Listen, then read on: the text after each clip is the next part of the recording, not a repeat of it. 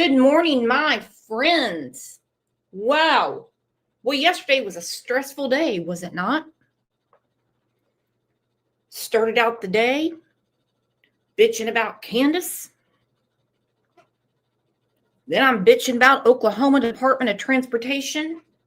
And then Charlie Kirk is murdered in cold blood in front of his wife and children and everybody else. And let's us not forget, today is September 11th, 2025.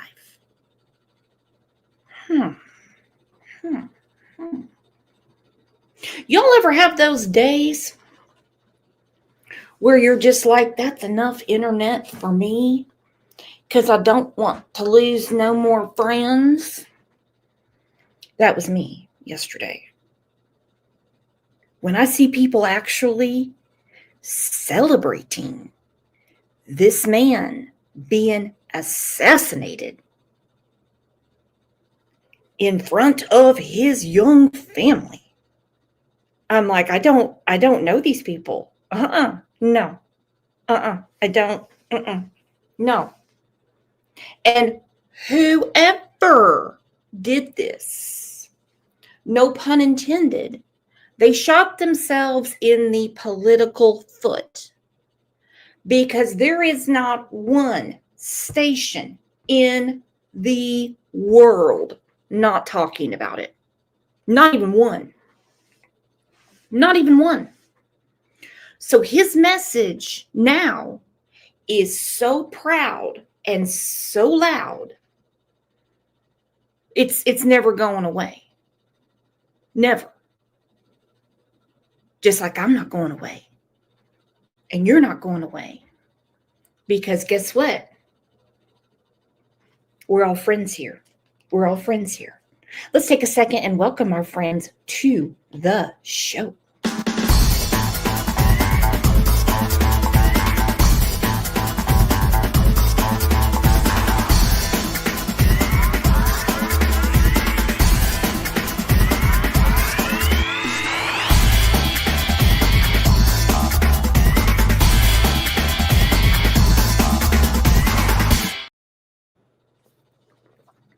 Medusa said, I don't want friends who find joy in this.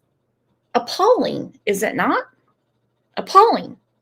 I saw a comment going, well, he's the one that wanted the Second Amendment.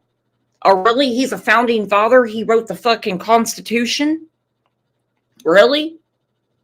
And when it comes to things like this, it's not about your politics. I give a rat's ass how you vote. Ask one of my best friends, Ange. She's my Bernie girl. Ange loves her some Bernie Sanders. Man, she does. I even got her a Bernie Sanders t-shirt for Christmas last year. Can give a rat's ass. I'm talking morality. I'm talking about what kind of person you are. When I saw this yesterday, he's the same age as my son. He's the same age as my son. And somebody somewhere has got to get this shit together, because this happened in front of kids. Yes, I call them kids. I understand they're college. They're still kids to me. When it takes an act of motherfucking Congress for me to get on a fucking airplane, then it needs to be at least that and a little more to get around students, around children. May gifted one Crime Lines and Lies membership. Woo! That's a great icebreaker. Thank you, girlfriend.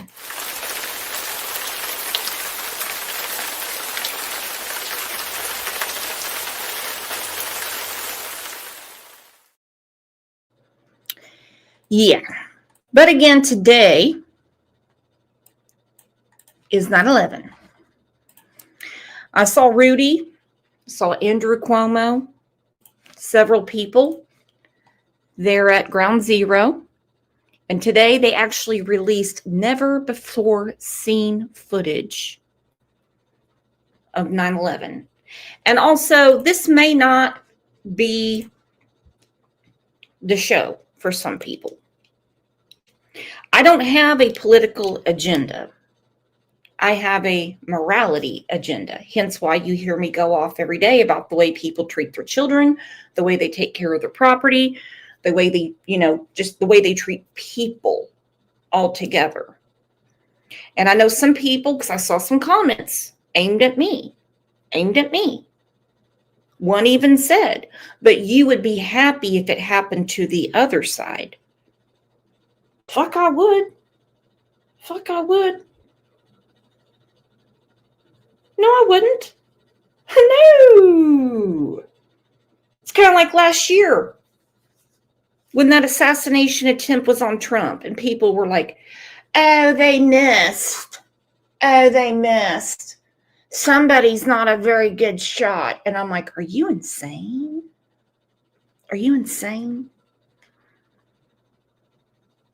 Let's honor 9/11 and we'll get to that. 9/11 terror attacks and its aftermath set to become public for the first time. The New York Public Library receiving a donation from a pair of documentary filmmakers who collected that footage 24 years ago. And Fox 5's Linda Schmidt is live in Battery Park City with a look inside this time capsule. Linda? That's right. First of all, good evening to both of you. And tonight we are talking about those two filmmakers, a husband and wife, and they have donated more than 1,000 hours of video to the New York Public Library. Now, this is video that was shot by ordinary New Yorkers on 9/11 and the weeks that followed, but they didn't shoot it with their cell phones. We didn't have the cell phones back in 2001. Where were you guys on 9/11, the day the towers came down? I know where I was. I was at work and answered the phone. There's a woman that said she wanted me to page her husband because she wanted her husband to find out what was going on. She wanted to make him aware because he's National Guard. So I paged him and I'm like, what the hell could be going on?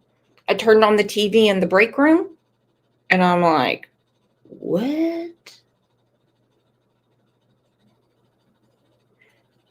Went upstairs and alerted everybody. No one believed me until they got downstairs and started looking at it. We didn't exactly have the bing, bing, bing, boop, boop, boop we have on our phones now. Not a sound except for the TV. When everyone's just mouths are agape, they're just like, what?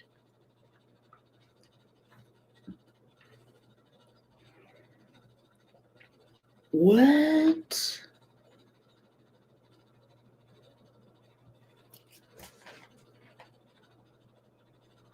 People left work, got their kids out from school because you didn't know what was going to happen next.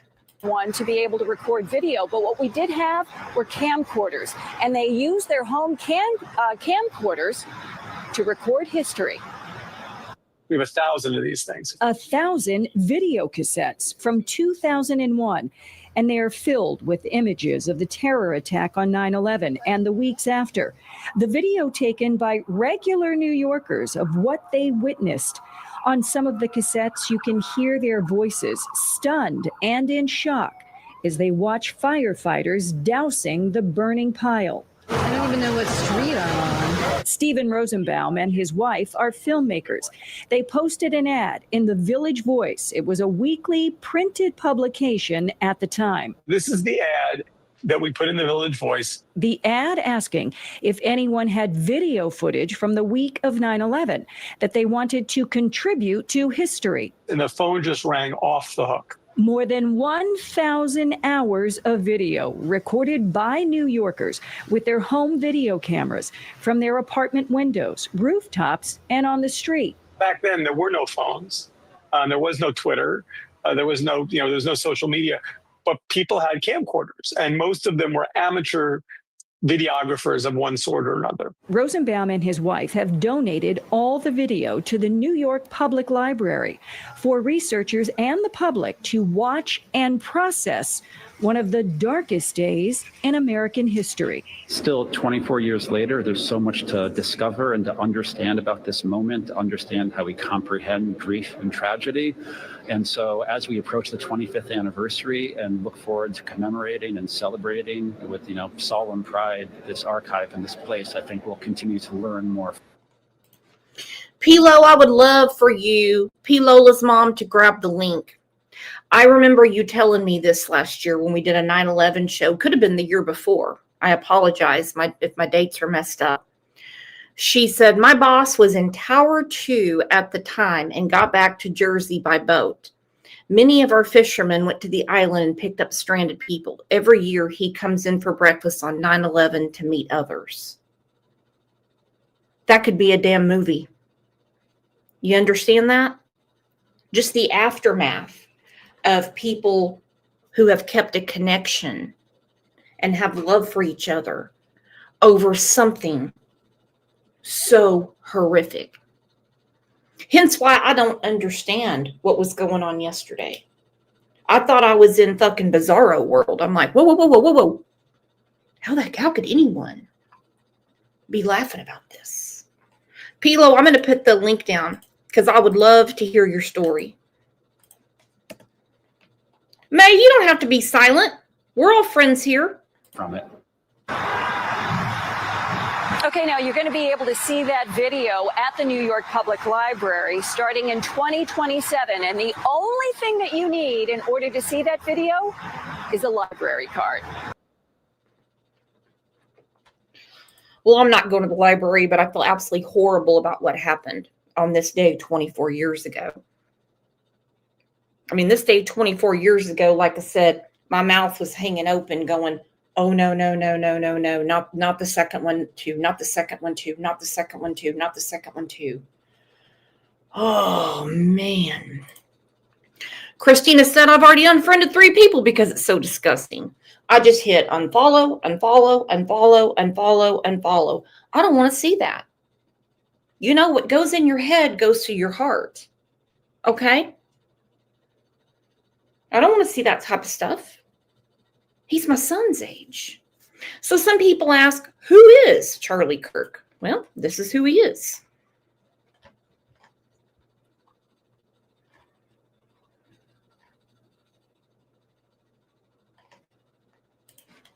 If I could find it. Give me a second. I promise you're in good hands here. Charlie Kirk is a conservative political activist and media figure best known for founding Turning Point USA, a group that promotes right-wing ideas on college campuses. He rose to national attention as a teenager after being scouted by a Tea Party activist in 2012. He was 18 when he decided to take his message about pro-God, pro-Jesus, pro-family,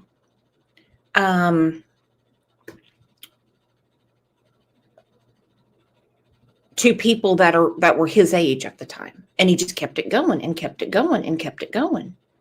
Who could have an issue with that?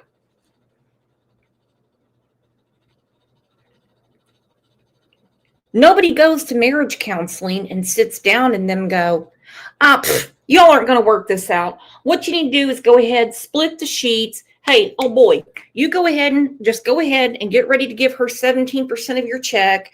And while you're at it, make sure your kids hate the other parent every time they're around one of you. That's not how life works. He was promoting families. He was promoting God. He was promoting a lot of stuff. This is his ideology. He shouldn't have died for it.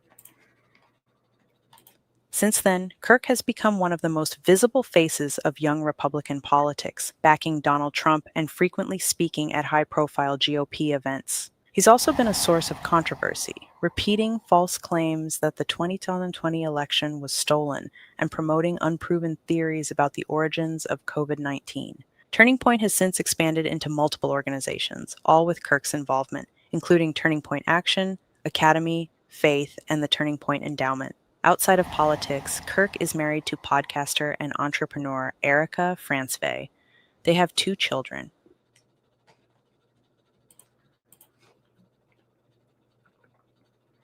And his babies and his wife saw what happened yesterday, as did a multitude of kids, college-age kids. You know how traumatic that has to be for them? They're all lined up to listen to Charlie. Not everybody was there to debate him. Not everybody was there. They wanted to hear him. They wanted to hear what he had to say. This was going to be an enjoyable day for them. And what did they see? Someone shoot him in the fucking neck. So this is the kind of stuff that he used to do. National banks are racing to secure it. In 2024 alone, central banks added over 1,000 tons, the 3rd straight year of net gold buying. Why? Because gold is real money, unlike paper currency. It was said on the news this morning, I think it was the Today Show. Might have been, was it Today Show? Hell, I don't know. That his little girl just said all she wants is her daddy.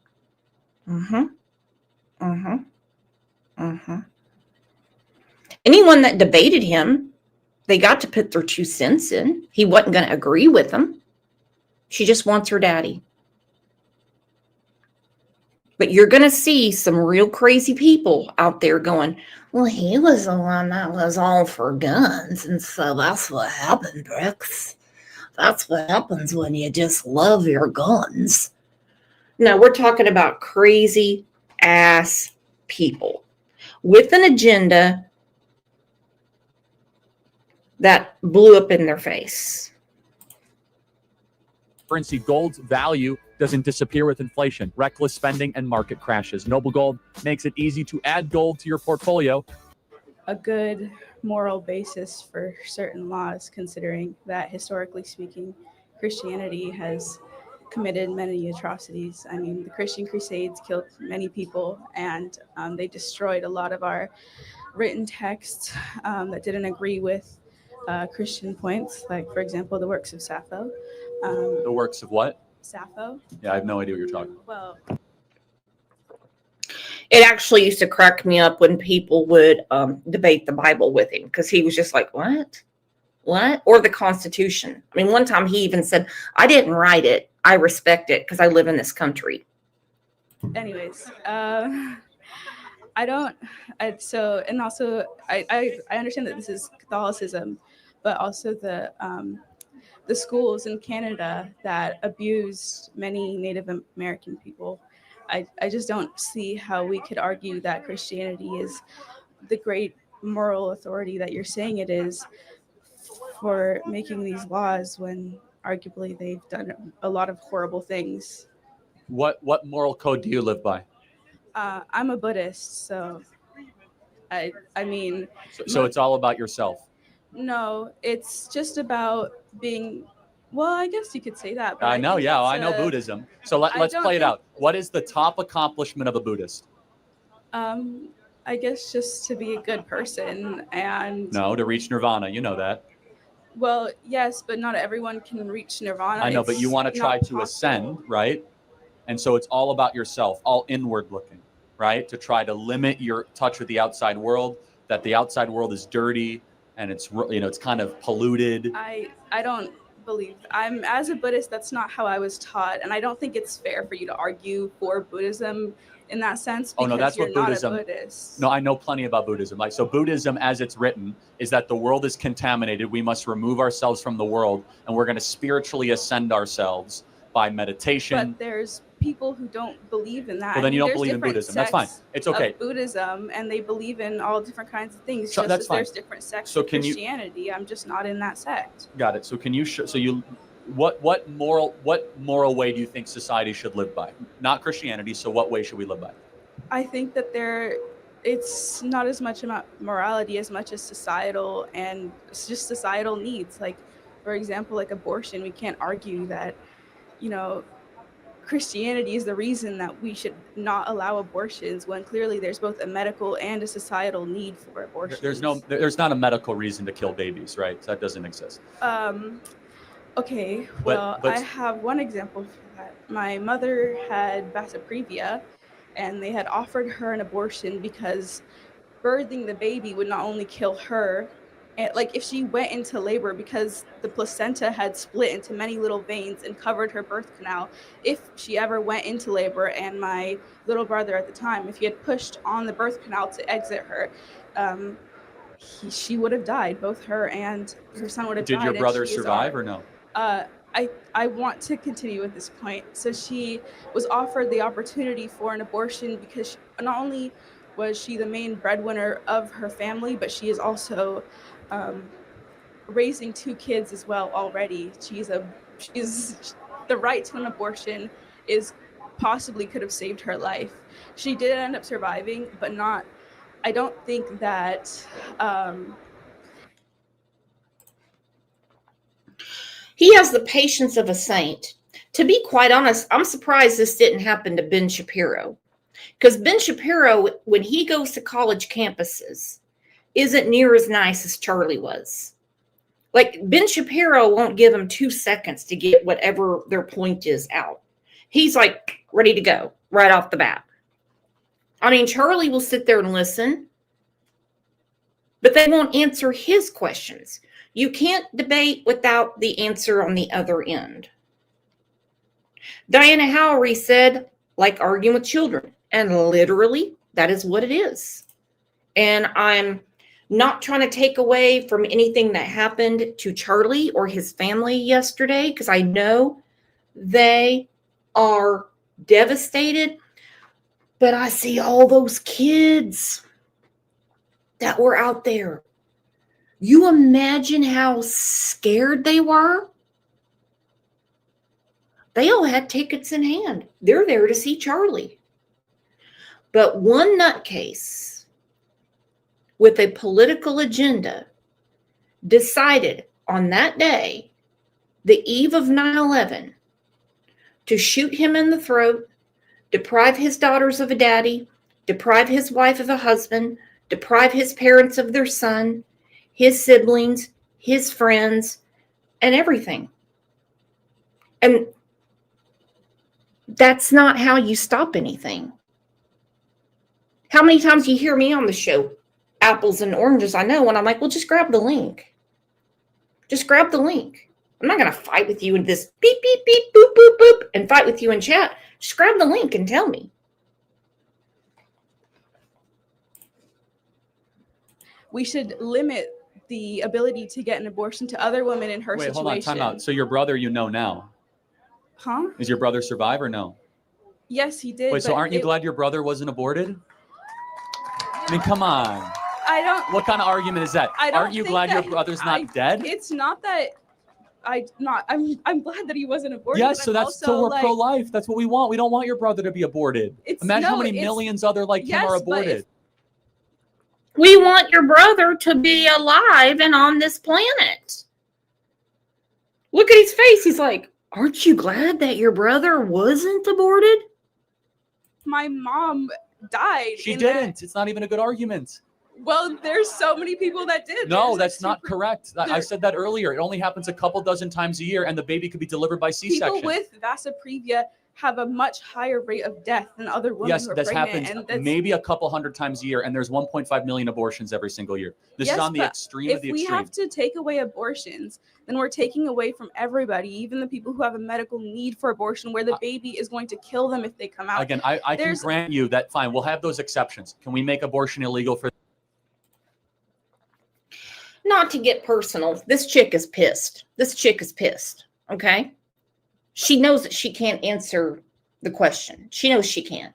She thinks she has a point to make, but she made the point for herself, and she looks like a sack full of assholes, okay? Has anyone ever had to have a DNC? You miscarried, ectopic, uterus was a little tilted, endometriosis, Okay, doctors take care of that, do they not? They take care of that. Amanda says 2 times. I had a friend that had a miscarriage. She was devastated. They had to do a DNC. That's the medical term. And this girl is arguing, I guess, that her brother should be dead. It's the weirdest thing. The other circumstances. No, because so maybe it's not about those circumstances. No, You're it just is about using those, it. Oh, it is about really? those circumstances, because when we take away those rights from everyone and we go into a hospital and there's an emergency need to remove a baby, then we have to prove that An emergency need to remove a baby will happen. My best friend Maria, this time last year, well, actually, July of last year, her grandson wasn't due until September, but her daughter's blood pressure was so high. Her feet looked like baseball mitts. They were huge, huge, huge. They were doing everything they could to keep the bun in the oven and keep her blood pressure where it needs to be. They couldn't do it. They couldn't do it. So they did a C-section. Her little boy was born. He was in the NICU unit for 6 weeks. And guess what? Today, mama and baby are doing great. Doing great. there's an actual emergency need instead of just it being an automatic right. Then doctors You aren't don't going have to a be right willing to murder another human being. It's not necessarily a right. It's just Is the it ability to. So be when able, your brother was in your mom's womb, was your brother a human being? I mean, that's. I don't want to argue that. I think that we could No, argue about it's not that an for argument. a It's a long question. time. When your I don't brother think was it's in, useful. when your brother was in the womb, was it a human being? I believe that on my moral compass, I believe that he was, but I don't think that my moral compass should dictate the medical needs and the So what societal moral needs compass? of others. Fine. What moral compass should we use to write laws then? Not necessarily a single one. I think that everyone's moral compass is different, and which that one we should wins? be able to. Which one should say? Let's, for the example, one that supports women the most, the one that by allows what women standard to get though? medical. Why is that? Why is that good? I mean, by what book do you reference? If I was her brother, tell you what, I'd piss in her Cheerios the next time she came to visit. By some moral standard you're appealing to, what is it? Sorry, what? No, yeah. By what moral standard do you say that we should have health care for women? Why? What? At some point, you're basing this on something. What is it? I think that it's not even a moral standard. It's in the It is. Constitution. Women should have equal rights, and that includes the right to. You do not have a right to choice. murder another because life is the first right. We've been through that. But I'm saying, but at some point you say you don't want Christianity to have the moral source. So I ask you, by what moral code should we live by? Well, I don't think there's a defining moral code that we should live by. We all Of course have there is. different- Should we help the sick? Well, yes, we help but the poor? there's okay, but my Should moral we code feed the as hungry? a Buddhist is that I should never kill an animal. And many Christians hunt. Many people, kill animals for a living. That's how I'm they not make a talking about your living. personal. Society has to make decisions, right? Yeah, So- and when society makes decisions, they should account for the fact that everyone has a different moral compass. If we're a society that, first of all, a modern society, we shouldn't be basing our moral compass off but hold on of a a second. book made thousands of years ago. well, first of all, Buddhism's very old too, but contradicting. No, I agree. Yeah, That's why I don't think Buddhism. I don't think we should ban people there's a going out to contradiction hunt here, though. because Time I out. don't believe in killing At animals. some point, we have to decide what laws to make. We have to say something. And I think the law should be dependent on what? how we can most benefit the people already existing in our society. But okay, but don't people in the womb exist? That's you could argue that for so long. I don't think it's really useful when It's we're very talking useful. about. Are you glad you weren't aborted?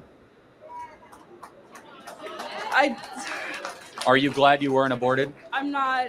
I mean, if it was something that my if aborting me would have benefited my mother far more than having me would have, then I wouldn't be necessarily angry about it, you know? Like, Medusa. Medusa, Medusa, Medusa. Kind of like when you watch The Lion King. Mufasa, Mufasa, Mufasa. I agree with you and Mr. Quinn. It's very fishy. They can track him, but they don't have him. I'm not buying any of this. Just like when they pulled up that old scrub yesterday and said, "We found him. We found him." No, you didn't. No, you didn't. And I don't care what anyone says. That's called $1 million shot. Okay? He was shot straight in the jugular, straight in the neck. But like other things we have heard for many years, they're going to dig up someone and they're going to be like, "Oh, this is horrible. This is horrible. This is horrible. Just another mentally ill kid that just didn't like what Charlie had to say." And we're going to know that behind it, there's way more going on. Good morning, Comrie. She said, "I'm glad you're doing the show, Brooks. I've been crying off and on since yesterday afternoon." Me too. Me too. I was telling Jules this morning. I said, first thing I wanted to do was talk to my children. That's what I wanted to do. Well, guess how far that got me? They're like, "Well, Mom, nothing happened to us. I don't know why you always get so emotional when things happen. Maybe you ought to just quit watching TV or just start watching Pretty Woman again. Remember you used to watch Pretty Woman all the time because it would put you in a good mood? Or go play with OJ." And I'm like, all right, that's enough mother-son time for me today. Anyhow. it's not. See, I'm glad your mom did not abort you because I think life is beautiful. And I want to give that gift to as many people as possible. Yeah, but you're also in the same turn taking that gift away from women. If a woman has a medical need and her life is in danger, I've already granted. Let's say abortion is legal for medical circumstances. 1.4 million. But then when we get rid of abortion for those exceptions, right, we need to think about how it is applied in the actual. Abortion is the #1 form of birth control in the country right now. Over 1.4 million abortions every single year for non-rape, non-incest, non-life of the mother. It's really the #1 form of birth control in this country. Well, that we know I highly doubt actually, that. think about it. If you think about the day after. Well, it was. It was. And now that a certain organization is saying that they have lost over $1 billion in the last 8 months, they're pretty upset. They are very, very, very upset. Okay. So myself, I like the argument that people have, because when the people that tear apart perfectly healthy babies in the womb say, well, it's just a clump of cells. So on the other side, we say, yeah, don't worry about your $1 billion. It's just a clump of money, right? After pill. That's right? Crazy. Right? If you think about the People day are spending after pill. $50 for abortion instead of, like, you know, the pull-out method, getting a condom. You really think, I'm sorry, in your twisted worldview, you really think the #1 form of birth control is abortion? Plan B. I'm sorry, that's crazy. No, Plan B, right? Abortifacients, at-home abortions, chemical abortions, surgical abortions. All of those can be defined as abortifacients. Yes, you might be right. Okay, you might say condoms are more than that. But abortion has become a form of birth control. Can you agree with that? I mean, anything that, well, all of it, obviously, anything can be considered birth control. I mean, me deciding to not have sex is birth control. I mean, and that's what more people should do. What? Yeah. I don't know, because I don't think that that's necessarily something that we can police. Like, I've been saying this forever. Amanda Z, thank you for this. Hold on. We have the comment of the day.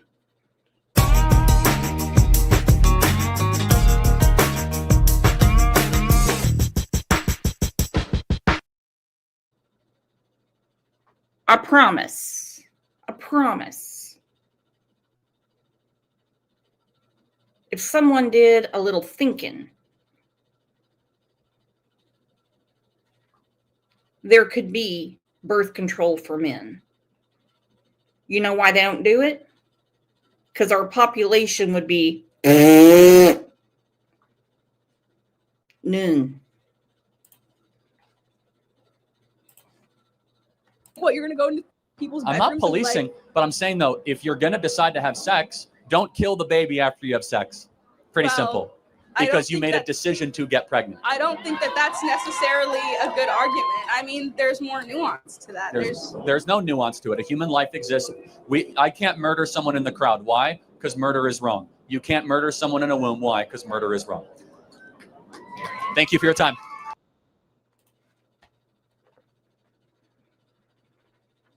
Okay. So that's what he does. He's respectful. He has a conversation. Did he deserve to get murdered for that? Actually assassinated? I would say no.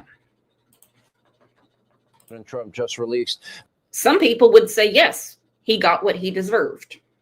a video on Truth Social reacting to the death of Charlie Kirk. Take a look. To my great fellow Americans, I am filled with grief and anger at the heinous assassination of Charlie Kirk on a college campus in Utah. Charlie inspired millions, and tonight, all who knew him and loved him are united in shock and horror. Charlie was a patriot who devoted his life to the cause of open debate and the country that he loved so much, the United States of America. He fought for liberty, democracy, justice, and the American people. He's a martyr for truth and freedom, and there's never been anyone who was so respected by youth. Charlie was also a man of deep, deep faith, and we take comfort in the knowledge that he is now at peace with God in heaven. Our prayers are with his wife, Erica, the two young, beloved children, and his entire family, who he loved more than anything in the world. We ask God to watch over them in this terrible hour of heartache and pain. This is a dark moment for America. Charlie Kirk traveled the nation, joyfully engaging with everyone interested in good faith debate. His mission was to bring young people into the political process, which he did better than anybody ever. Susan, you're so right. Thanksgiving, Christmas Eve, people laid off at Easter. 4th of July was always a big one. It used to kind of be a fun thing to discuss politics and football with people. What's going on now? You can't say anything.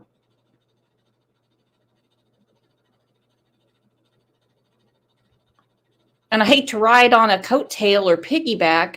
I do blame the media because they chop shit up and people see like 20 seconds of a 3-hour press conference and they go, oh my God, I just can't. Oh my God, I can't believe what I just saw. I cannot believe what I just saw. Oh my God, I've had it. I'm going to get on my phone right now and I'm going to go to Facebook and I'm going to go to Twitter and I'm going to tell everybody, oh my God, without knowing the whole story. It used to not be that way. To share his love of country and to spread the simple words of common sense. On campuses nationwide, he championed his ideas with courage, logic, humor, and grace. It's a long past time for all Americans and the media to confront the fact that violence and murder are the tragic consequence of demonizing those with whom you disagree day after day, year after year, in the most hateful and despicable way possible. For years, those on the radical left have compared wonderful Americans like Charlie to Nazis and the world's worst mass murderers and criminals. This kind of rhetoric is directly responsible for the terrorism that we're seeing in our country today, and it must stop right now. My administration will find each and every one of those who contributed to this atrocity and to other political violence, including the organizations that fund it and support it, as well as those who go after our judges, law enforcement officials, and everyone else who brings order to our country. From the attack on my life in Butler, No offense, Trump, there's a few judges out there that if they met their demise, I wouldn't lose a wink of sleep. So go ahead and call me a hypocrite. Okay? Okay, go ahead, call me fake news, because there's a few judges out there I would be like, ooh, sorry about that. No, not you. Not you. Your organization's terrible. Your organization's terrible. Let's go. Go ahead. Quiet. Quiet. Go ahead. She's asking a question. Don't be rude. Don't be rude. Don't be rude. No, I'm not going to give you a question. I'm not going to give you a question. You are fake news.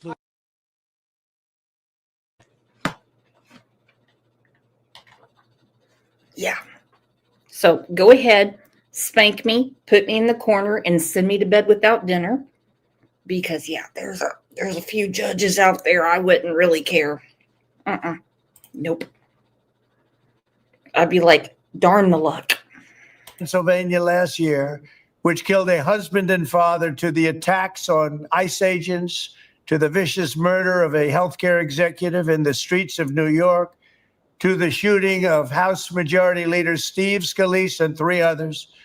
Radical left political violence has hurt too many innocent people and taken too many lives. Tonight, I ask all Americans to commit themselves to the American values for which Charlie Kirk lived and died, the values of free speech, citizenship, the rule of law, and the patriotic devotion and love of God. Charlie was the best of America, and the monster who attacked him was attacking our whole country. An assassin tried to silence him with a bullet, but he failed, because together we will ensure that his voice, his message, and his legacy will live on for countless generations to come. Today, because of this heinous act, Charlie's voice has become bigger and grander than ever before, and it's not even close. May God bless his memory. May God watch over his family. And may God bless the United States of America. Thank you. Failed miserably. Somebody or somebody's, more than one, thought they could shut all this down with one bullet to the neck. However, now, Turning Point USA quadrupled overnight. Quadrupled. How did that work out for you? Danny Dane said it's hard to believe the killer is keeping this his secret. Most want to be praised for their evil work.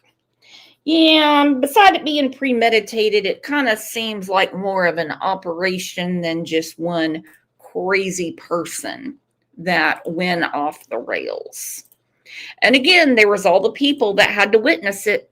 A witness to the shooting, Dallin Smith. Dallin, I understand you're a former student at Utah Valley University where this apparent assassination happened. You were there with your sister.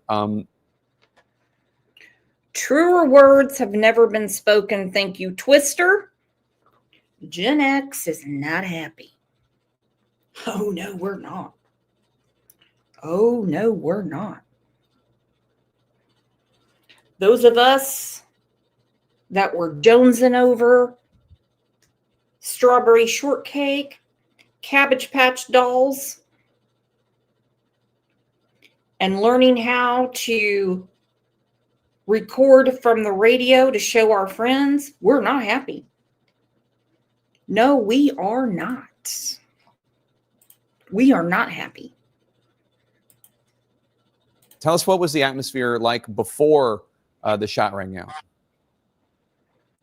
Yeah, the atmosphere was buzzing. I wasn't expecting that many people to be there. You know, I wanted to go, and I wanted to be there a little bit earlier to ask Charlie a question. I wanted to have a little bit of a debate with him. But when I got there. There was thousands of people there, more than I expected, and it was buzzing. There was a lot of energy. A lot of people were smiling, calling on the phones, taking videos. Everyone seemed to be having a good time. Where were you standing? How far were you from him? And could you make out at all the direction of where the shot may have been fired from? The direction of the shot, no. I wasn't in the crowd, at least on the ground. There was a walkway above Charlie's kind of tent where normally, you know, on a normal day of campus, you can walk back and forth between the two buildings. But they had it taped off, and up to the degree of where it was taped off, I was on the right side, I guess the left side of his tent. And I was overlooking the entire crowd. And it was I could see basically everything. I couldn't necessarily see Charlie because his tent is kind of, you know, blocked off from all corners except for the front. But yeah, I could see everything, and I couldn't tell the direction the shot was made out of, unfortunately. How are you and your sister doing? This is a horrible thing to witness. Yeah. That's what I keep saying. We already know what happened to Charlie. We know his wife was there. We know his children were there. We know his close friends witnessed it.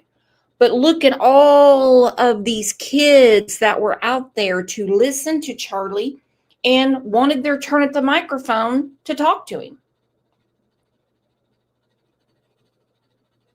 Horrible. Horrible.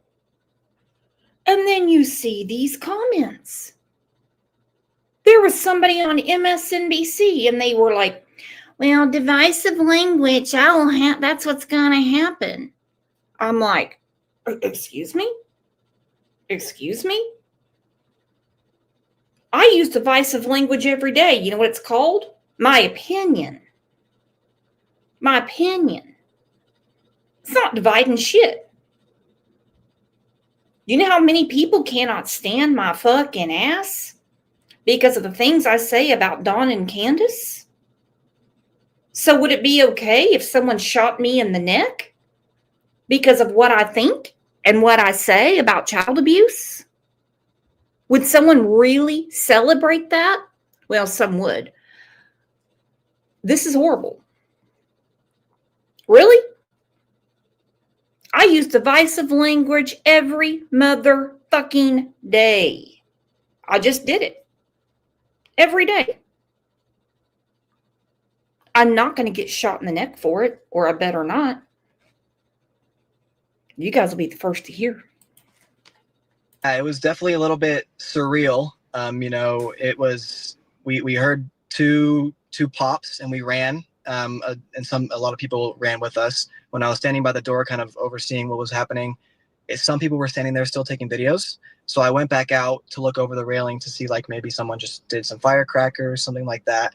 But more and more people were screaming, crying, dispersing super quickly from the scene. More and more people were headed Charlie's way. And yeah, just pure craziness. And then after getting back into the building, just tons of people flooding to go outside, get away from the scene. A lot of tears, a lot of phone calls. Me and my sister, we're good for sure. We're good. You know, obviously prayers up for Charlie's family and anyone else who's a little bit shooken up. But yeah, it was definitely scary in the moment for sure. Dallin, what kind of a law enforcement or security presence did you see when you came there and after? Now, this is concerning. Security presence on a campus full of, yes, I said it, children. Because guess what? They're still in school. Or you heard the pops. Was there a big security presence or what? I would say it was fairly mild for the amount of people that were there. I don't know if they expected that many people. I don't know. It seemed like a little bit more than some of the other events that you can, you know, kind of watch. When I was, you know, coming through the doors of the campus, I didn't see any security. That wasn't really my impression of what was going on. I didn't see many security. I saw, you know, maybe. Oh, we just lost Dallin Smith. Well, thank you to Dallin, and we're thinking about him and all the witnesses to this. I couldn't imagine seeing something like that. 6 cops aren't going to take care of this. And this bitch right here, statement from MTSU President Sidney McPhee. An MTSU employee today offered inappropriate and callous comments on social media concerning the horrific and tragic murder of Charlie Kirk.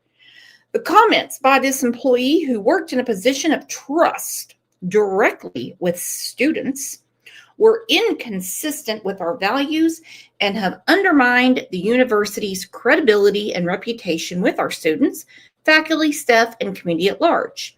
This employee has been fired effective immediately. We extend our deepest sympathies to the Kirk family. It's really okay to say you don't agree with someone, but you don't celebrate their murder in front of all those people and his family. Mr. Kirk, it's lovely to have this conversation with you. In the interest of That looks like the shirt that True Crime Beat got me for my birthday.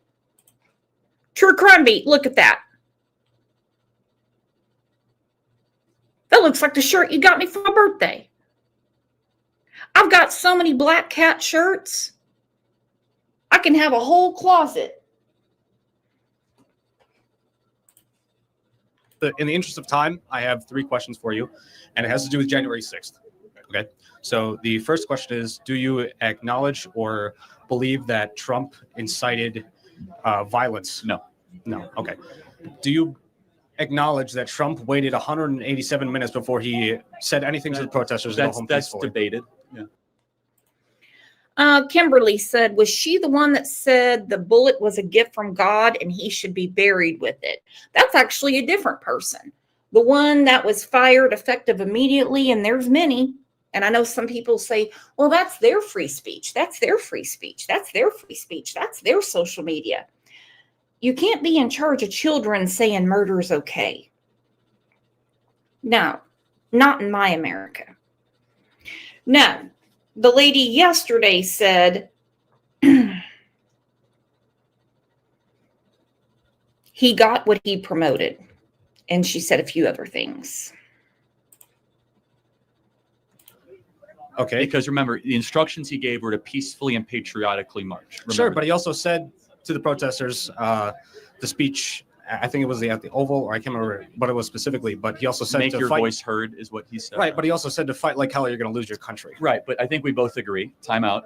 Kamala Harris's phrase right now is when we fight, we win. So fight is a open-ended term. Do we agree with that? Sure, yeah. Okay. Kamala Harris, literally the DNC, had a big thing that said when we fight, we win. So telling somebody to fight, we shouldn't, that's a little bit ticky-tack, right?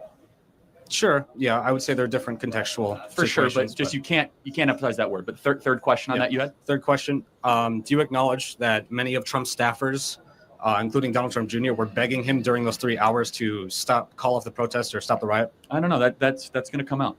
I don't think so, though. Okay, all right. Well, thank you. Thank you very much. Appreciate it. Yes, ma'am. Thank you. Yeah. Thank you. Yes. Yes. Okay. Okay. All right. Do you mind if I film? Without a doubt. All right. There's cameras everywhere. So. Yeah, it's a pleasure to meet you, Mr. Kirk. Would you sign this for me really quick? Okay. Great. Yeah, Yes. Thank you. What is this? Is this a It's the poster from your booth. Oh, is that right? Yeah, Okay. yeah. Go ahead. All right. Okay. Okay, so again, not everyone is there to be piss poor. They are really just wanting to talk to the man. Let me ask you all a question. Do you think, hold on, Jules says, please disguise your words. I'm trying, Jules. Damn it. I'm trying, Jules. I'm trying. I'm trying. I'm trying. That's an inside joke between me and the mods. Don't worry. It's okay. Not everybody that goes is piss poor just wanting to fight with him. More people are there to listen to his message. And I think that's something some people didn't connect. They didn't connect the dots.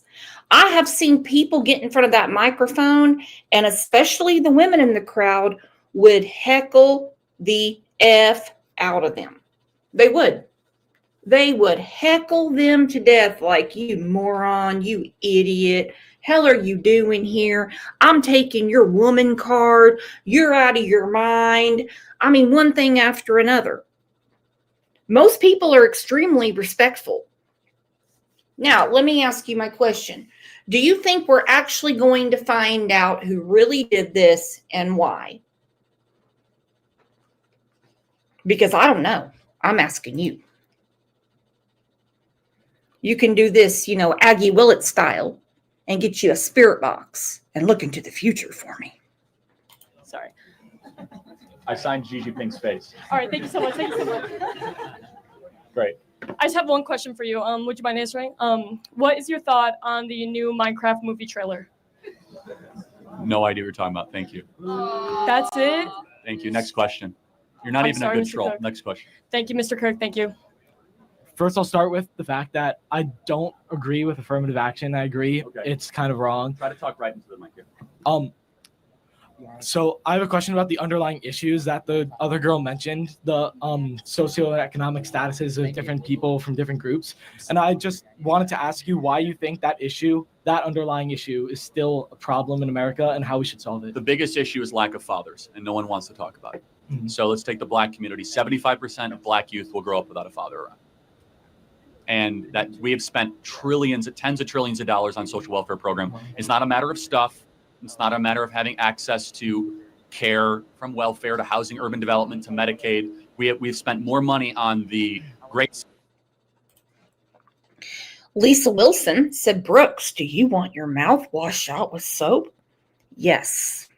Yes. Get me a bar of that Dolly Vision soap.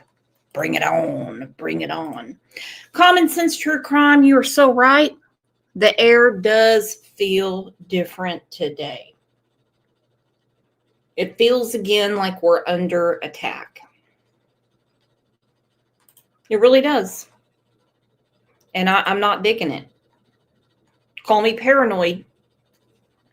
Society project than ever. It's a matter of values. And if you do not have a strong father around, imparting those values, saying no, and teaching discipline, especially to young men, then you're going to have a major cycle of violence and poverty and despair. And so that's what makes us as conservatives different than liberals. They think it's a material problem. They think, oh, just give more stuff and you're going to break out of poverty. We've tried that since the 1960s, Great Society. We've spent $25 trillion trying to eradicate poverty, and we have more poverty than before we started.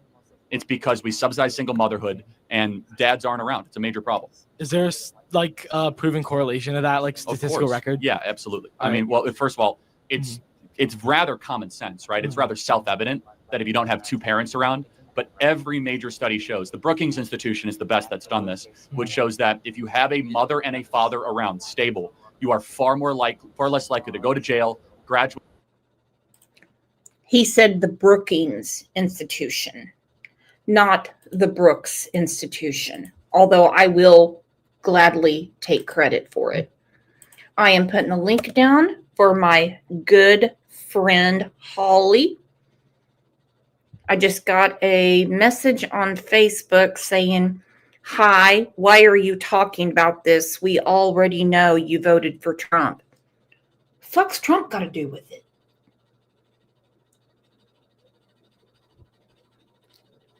Hell is going on around here? Did you get the link, Holly? Remember, it's the Brookings Institute. But if anybody wants to spread the rumor that it's the Brooks Institute, I won't say anything. I won't say anything. I won't say anything bad about it. You go ahead and spread that rumor. Holly! Holly! Hello. Girl, what you doing? Wasn't yesterday a very, very sad day? And we were already on the eve of 9/11. So it's already there was already a damper on the day. Yeah. It's been hard. I've cried a lot. I kind of have personal things going on in my life that relate to this. So that's what I wanted to share. I wanted to let you guys know, maybe some of you know me well enough to know I have 3 adult children. My youngest, Josiah, he just turned 19. And we had noticed he was still living at home. My middle son is living at home going to school. We just got out of the Army. And my oldest is my daughter, Haley, and she is 27, and she is married and lives away from home. What happened was back in July, my husband mentioned that Josiah was looking different. His body was looking different. I'll just leave it at that. And the first thought I had was, is he taking female hormones? Which is kind of surprising that I thought of that, because I mean, this completely came out of the blue for us. We had no idea. How did he get them? The hormones, he got them from some doctor in a town on the other side of the state. Okay. I guess it's some kind of trans clinic. Okay. That's what me and his pediatrician think. So we confronted him, and his brother, who's still living at home, is a very strong Christian like we are. We sat down and prayed that we would handle it the right way. And we came, when we started talking to him about what we'd found, we were like, we are only coming to you with love. Don't feel like we are trying to shame you, or we just want to talk to you. We just want to understand. Mm-hmm. And he did not last long. He ended up running away from home, even though we had said, please don't do that. Please don't, you still have a home here. And he went and he's now living with my oldest daughter, who is very liberal and doesn't believe the things that we believe anymore. And so she feels like, because we, because of what the Bible says, we don't believe that Josiah was meant to be a girl. He's my son, he's my boy. Mm-hmm. And she thinks that we hate him now, and she has gotten him completely moved out of the house, and neither one of them will speak to us. We have absolutely no way to communicate. We have left a couple of notes on Josiah's car where he works, his dad and me, letting him know how much we love him, and we just want to know he's okay. He is depressed, so we're concerned about suicide, and we said, you have a home here. Even if you're taking hormones, we love you. You don't have to. And I've told my daughter so many times, with her being really liberal, that I still love her the same. Nothing can stop that love. I mean, it's just, I told her, I said, I love you. I don't care if we disagree on everything in life. I love you, and I want you in my life. And they have both completely disowned us. And it's just, there's so much division. There's just so much division. I mean, families are breaking up over this. A lot of kids, well, not kids, but young adults, it's kind of a thing right now. If you as the adult child don't agree anymore with your parents, then you have to cut off contact. And it's heartbreaking. And I just wanted to say that, coming from our end, I mean, it doesn't have to be this way. We're not going to force them to believe or feel or think the way that we do. But it feels like that on the other side of the argument, conservative versus liberal, it feels like the liberals can't do that. They can't say, okay, we'll have to agree to disagree. And we'll have to agree to disagree, and we can still have a relationship. We can still love each other and be in each other's lives. And so just to see the division of the country, and I don't think Charlie Kirk, he was respectful to everyone, no matter their position. Absolutely. He was kind and caring. He cared about people, and he showed it. And he didn't put people down. And he was out there because he believed he was making a difference.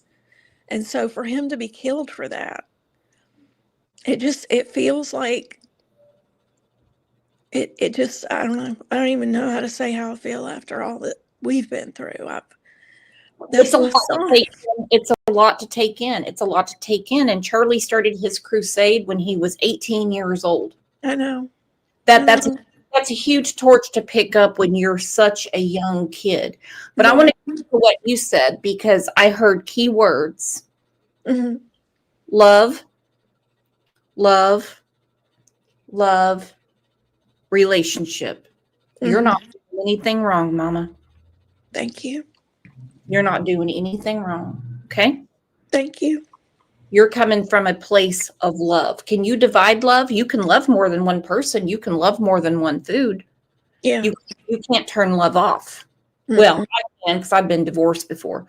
Not with your children, though. It's a whole different thing. Mm-hmm. It really is. Concern is also love. Yeah. Yeah. I mean, I believe, and I'm not trying to upset anybody in here who has a different opinion. We're here for you. We're all friends here. And worry yeah, is also love. Some people only worry about themselves. Right. Well, I guess it's just, the distance between me and my own children right now over these political issues and things like that. Just yesterday just hit extra hard for me. So, but I just wanted to share what's going on because I haven't yet. I haven't told anybody. Well, we're all here for you, baby. And sometimes, and I know this sounds silly and some people just can't handle hearing this. Sometimes all you can do is pray. Yeah. Yeah, and I'm doing that, believe me. If I went to go to the store right now and I had a flat tire, no, I don't expect to pray over a flat tire and I get a brand new one from Michelin. That's not how it works. No. But some things that are out of our control, mm-hmm. and I hate to say it, Mama, but this is out of your control because all you can do is pray. Right. Right. I'm just trying to make sure they both know any chance I get that, I put it out on social media in case they are seeing that, but I haven't really wanted to put the whole family issue, out on Facebook or anything. It's not because I'm ashamed of him, of Josiah. No. It's not because if Josiah says to you, I shouldn't have ever taken that medication, and I mean, I'm sure are you going to do the whole, well, I knew it, or are you just going to act like it's in the rearview mirror? I've always wondered that about parents that have been through this. No, I mean, I would never think to shame him for this, no matter what. No matter, even if he stays on, I'm not going to shame him. Mm-hmm. He doesn't deserve that. He's a good person with a good heart. And I just miss my son. I just miss him so much. That is such a hard thing. Yeah.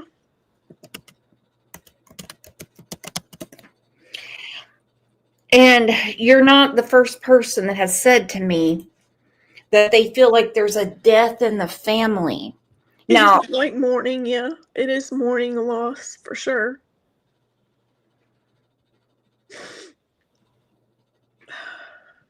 Because you have a son and all of a sudden your son says, no, I don't want any of this. I don't want a prostate. I don't want balls. I don't want any of this stuff. I don't want body hair. Yeah. Yeah. It's a lot for everybody to go through. Right. And when your children, for whatever reason, cut you off, it's like debilitating to a mama. Oh, it is. It's awful. It's terrible. I wouldn't wish this on my worst enemy. I wouldn't. It is just the saddest thing. And it's just like some days are good. And then some days it's like, I just want my baby back. Okay. I'm gonna let you collect yourself, and I'm gonna collect myself, and let's have a music break, okay? Because I'm crying too. Okay, thanks.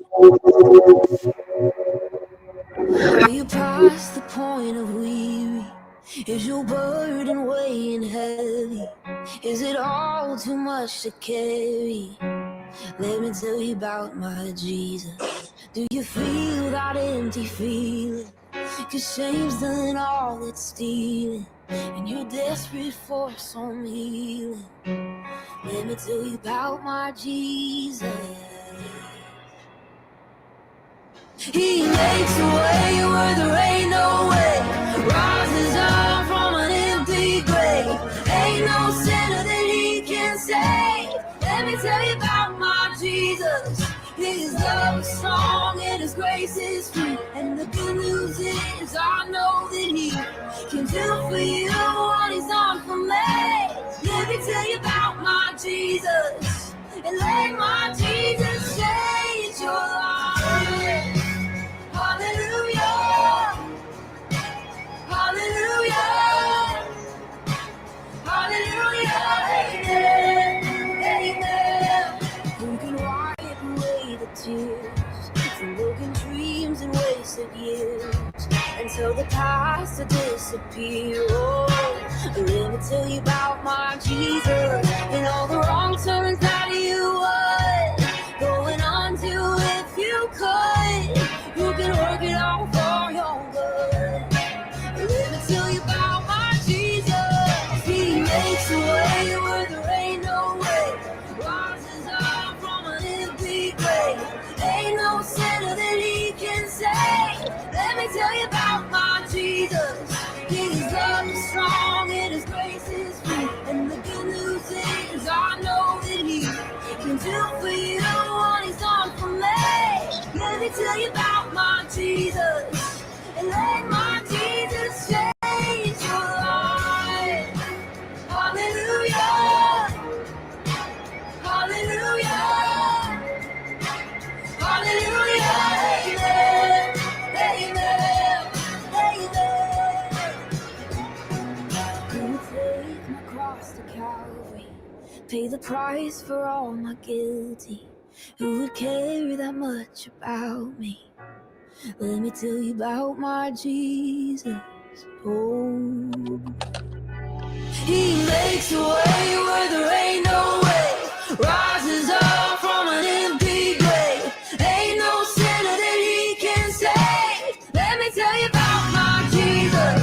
His love is strong and his grace is free. And the good news is I know that he can do for you what he's done for me. Let me tell you about my Jesus. And let my Jesus change your life. Hallelujah, hallelujah. Okay, are we feeling better? Yeah, I'm back together. I'm trying, girl, because this is a lot. This is a lot. And I'm just really glad that, you shared your, what's going on with you. And I know that, you build, your house, hmm on the word of God. Yeah, And that right there is the strongest sword you can have because, well, you've read the good book and you know the ending. right. You know that one day, not because of humans, but one day there will be no planet Earth. And we'll all be somewhere else. There will be an Armageddon. I think we're in Revelations right now because what is wrong is right. And what people used to realize was right is now wrong. Right. When I saw those messages yesterday with people celebrating this man's assassination, I didn't even know what to think. I know. I didn't know what to think. I thought, is this really where we're at? This is really where we're at. It's like after someone tried to kill Trump last year, well, twice, and they're like, someone's got a bad shot. Oh my God, I can't believe it. I know, it's unreal. He's walking around with a maxi pad on his ear. I'm like, fucking people are killing me. You're killing me. What I want to ask these people is, how would you handle it if it was your child that was assassinated in front of thousands of people? I promise you wouldn't get on Facebook or the Twitter or the Snapchat or the Instagram or any of it and say, well, that's just what he gets. It's disgusting. It's just, how cold can you be? I mean, that's just the coldest heart. Well, you don't have a cold heart. Miss Kay doesn't. Baby Kisses doesn't. Susan doesn't. Mallory doesn't. I say what we do is just surround ourselves with good people and do everything we can to tune out the negative. Because what goes in the brain goes to the heart. And I don't want to be like any of these people. I don't give a rat's ass about their politics. You know, I saw in a lot of chats about Charlie yesterday, there was a lot of conservative people who were talking about this is war. We're done laying down and taking it. And I'm just like, we can't do that. We can't go down to their level. Human life is valuable, whether what you believe or what you think. We are all made in the image of God. And we have to value their lives as much as we value ours and our friends and our family. And no, we can't go to that level. I understand the sentiment behind it, and I understand the anger. And it's not a sin to be angry about it, but we cannot be the reason things escalate. And this goes into some type of civil war. They're kneeling to the enemy and not to Christ, where they can actually find resolve. Yeah. It is a spiritual war going on. It is a good and evil war. And I think a lot of people see it, but there's also a lot of people who refuse to see it. It's just like the evil is getting more evil, but it's causing those of us who put our faith in Christ to be stronger in our faith. There's going to be good that comes out of what happened yesterday with Charlie. There's going to be a lot of good. I really believe that. And I'm not saying I prefer that he be dead, but whoever thought this was a great idea, no pun intended, shot themselves in the political foot. Because his message is even bigger. Right. It's really going to drive more of a movement than what he even started. But we have to do it with love. We can't allow ourselves to get bitter. And we just need to see people just like that shooter as someone who's lost and needs Jesus. And hopefully, you have to pray for him that they will, because I mean, he's very lost. He or she, I guess it's a he, huh? I don't know. They said they have a massive manhunt going on in Utah. Well, good luck with that. And I mean, no secret here, I couldn't stand Joe Biden. I couldn't stand what was going on. You think I want him or his son or any of the people that he pardoned at the 11th hour, anything bad to happen to them? No. I would be devastated. I'd be like, what the hell is going on? Yeah. It would just still be wrong. It doesn't matter who it is, which side it is. It's still wrong. We don't have the right to do that. I learned a long time ago about my politics. It's very simple. And I want everyone to understand this. 2 words: pay check. You see, when I work 40 hours, I want as much as that money as possible. The rest of it, I don't give a fuck. Enjoy. Have fun. Y'all fight amongst yourselves. I have my own little life here in Glenpool, Oklahoma. I promise. Right.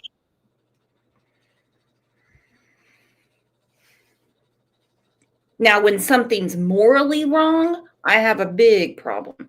You want to hear something funny, though, Holly? This might make you laugh.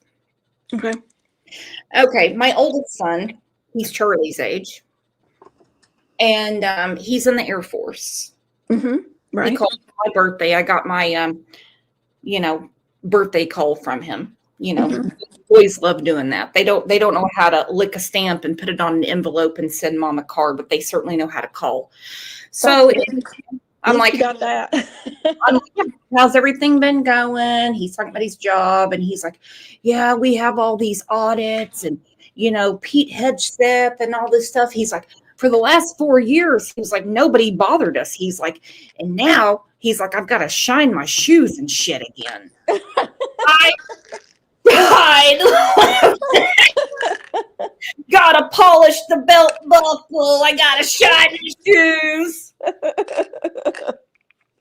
That is so funny. I'm sure that. I'm laughing. Yeah, that's fantastic. Oh, just the way he said it was hilarious. Because he was talking at Thanksgiving, he was really looking forward to the pay raise. Then he's like, I gotta shine my shoes and shit again. That's interesting to know that that's happening, though. My son is out of the Army now, so he got out while Biden was still president. But it's a tough job. Military is not easy, but it is certainly needed. Yeah. You must be so proud. Oh, I'm very proud of all of them. Yeah. They're not always proud of me because they treat me like I'm a 3-year-old covered in shit, but that's okay. That's a whole different show topic sometimes is being the parent of adult children. That is a whole new world. I mean, I felt like I was on Jeopardy when they were teenagers. And now they're, in their 30s. They're just kind of like, Mom, okay, Mom, really, is this really that important that we really need to discuss this? Okay, Mom. Now, I told you, if you keep calling, I'm going to think it's an emergency. So I'm like, okay, is it not an emergency that I just want to see how you're doing? No. Like, calm down with the phone calls. And I'm like, well, what were you doing that was so important that you couldn't take my calls? Rope training. I'm like, rope training? What is rope training? Yeah, I'm more important than rope training. Gosh.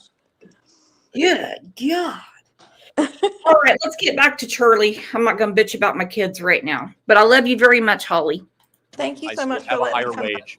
Every possible outcome that would be considered to be desirable.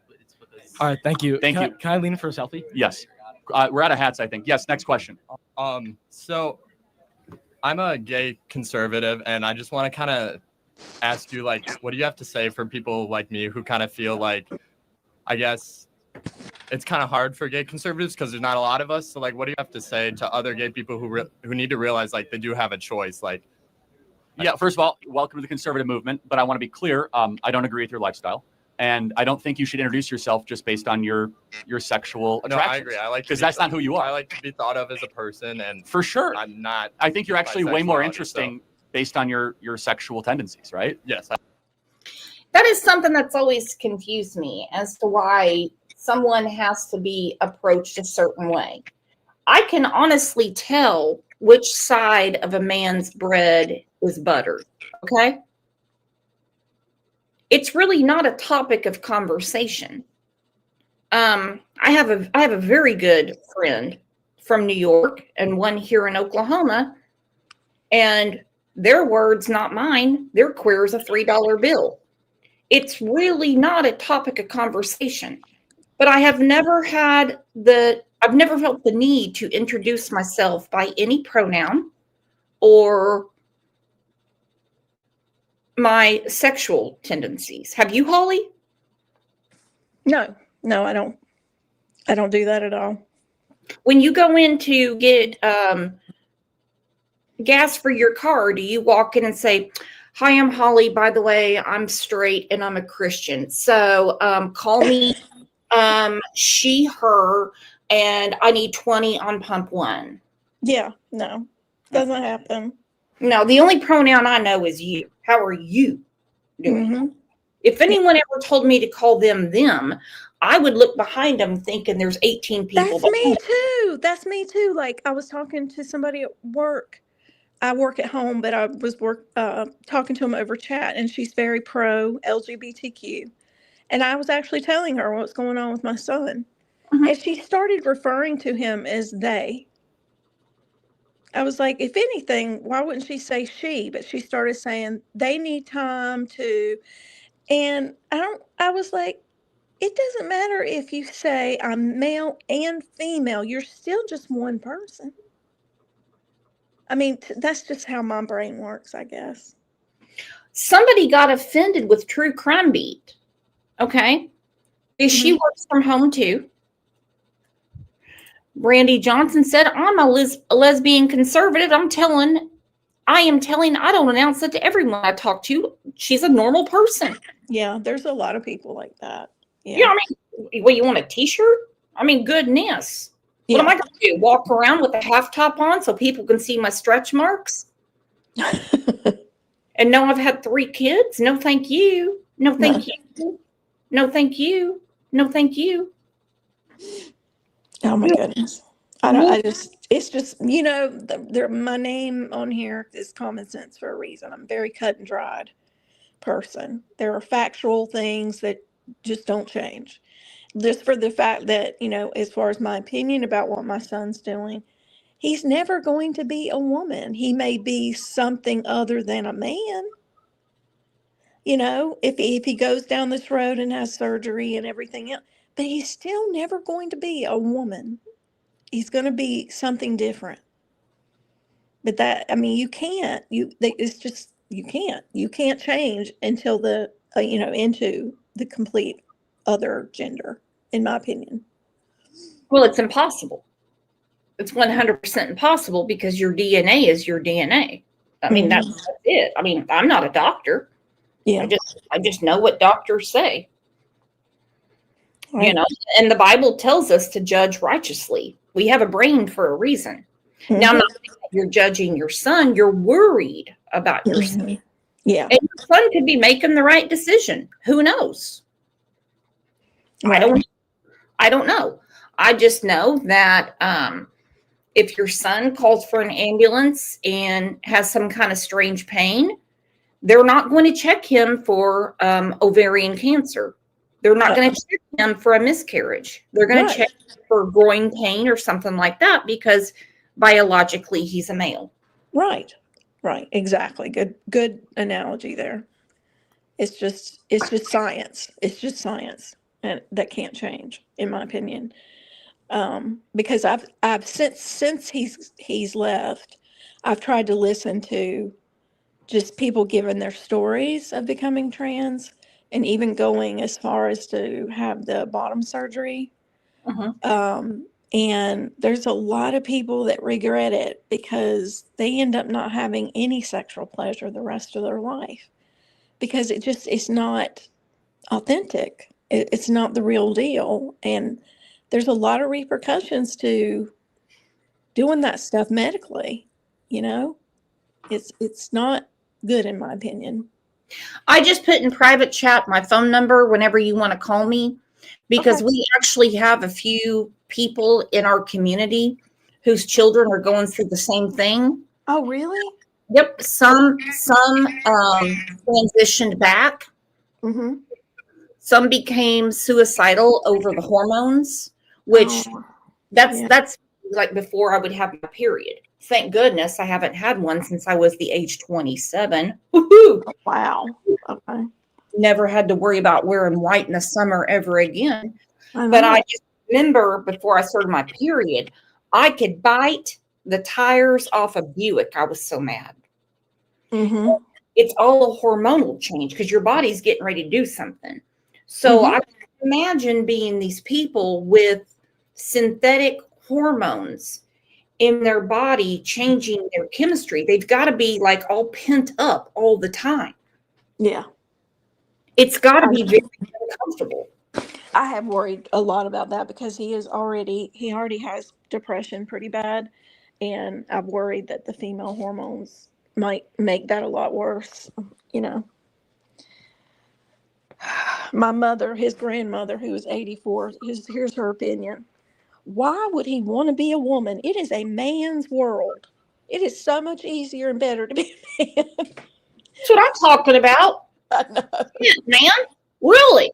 Oh my gosh.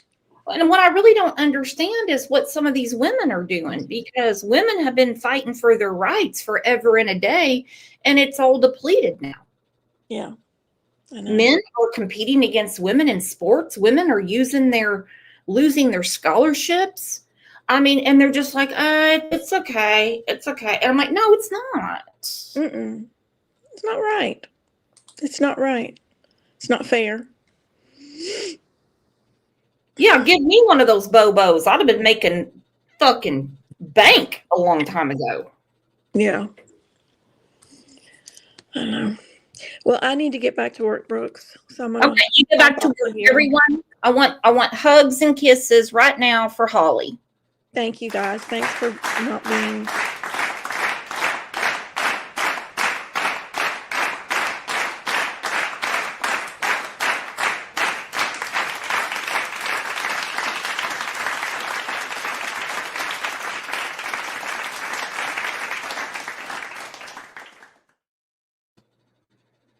She is a wonderful, wonderful person. And that shows how amazing all of you are, that she opened up and not one person judged her. Everybody was here as a friend.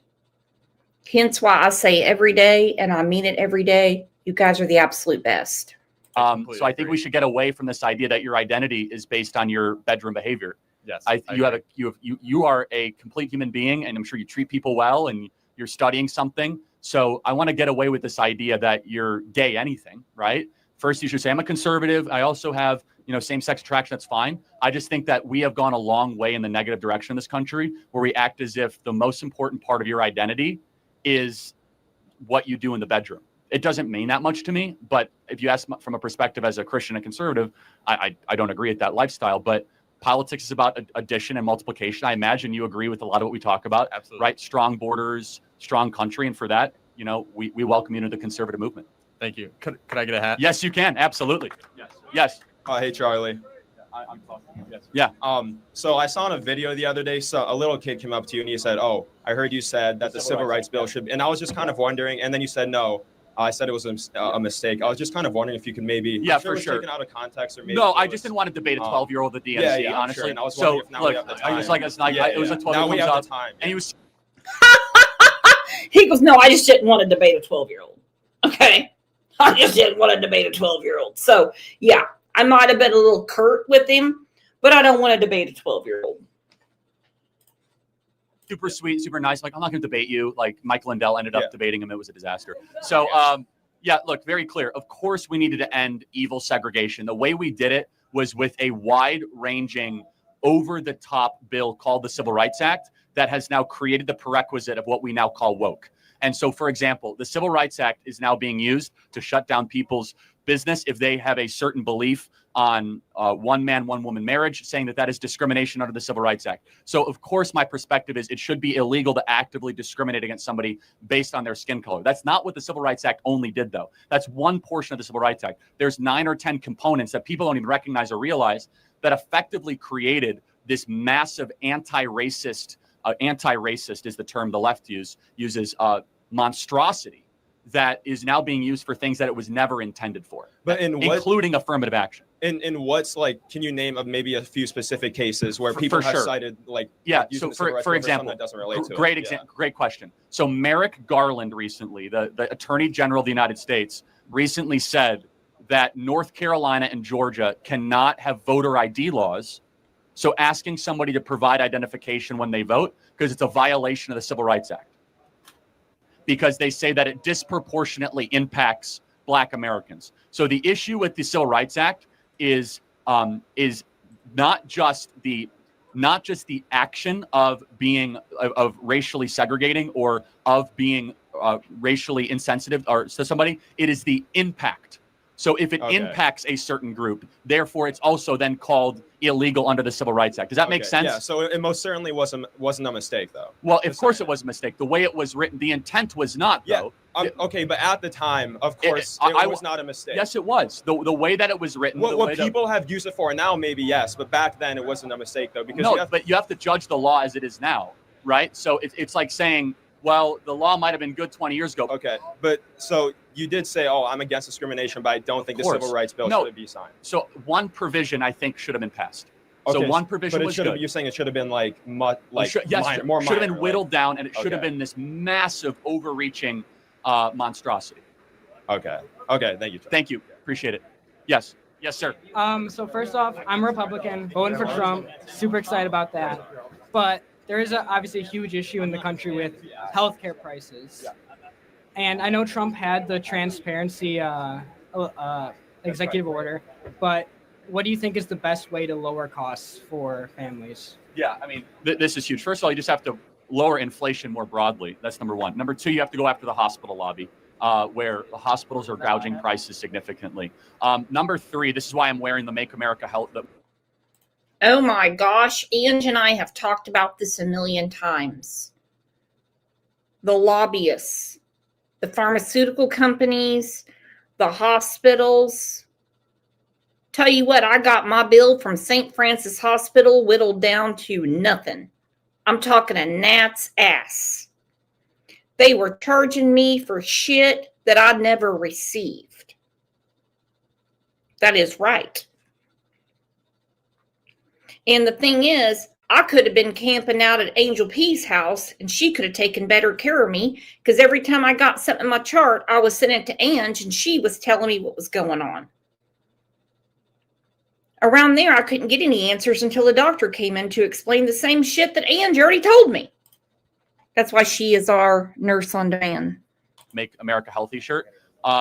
We have to try to get at the root cause, which is the food that we are feeding ourselves and our kids.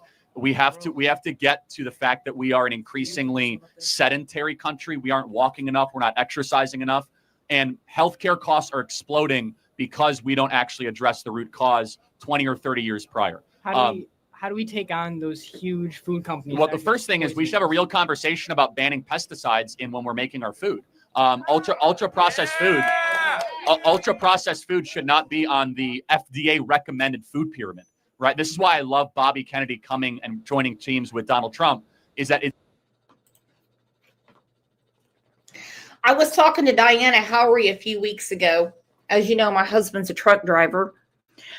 And if you go to those warehouses and you see where your food is stored and put on a truck, I'm just going to tell you right now, wash your cans.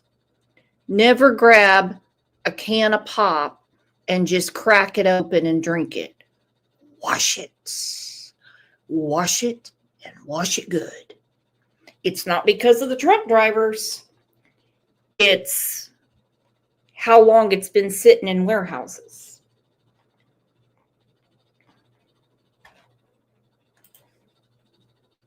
It's his life mission to make America healthier. We have a chronic disease epidemic. Half of all America's kids are chronically obese or overweight. In Japan, it is 3%.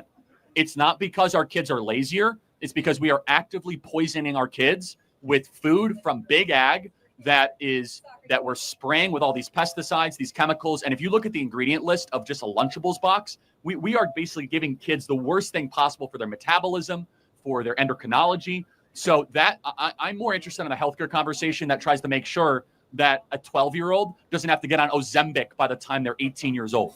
And just so you know, they're giving pediatric Ozempic now for 12 and 13-year-olds. They are now treating obesity as a genetic disorder that you cannot do anything about. And they just want a 12-year-old to now have to take a shot every week to try to curb their obesity, which has all other sorts of very, very negative health implications. So every day, potentially, right? And so how do we solve that? Well, my personal crusade, we have to blow up the food pyramid, that we have way too many carbohydrates in our diet, not enough healthy fats, and not enough protein.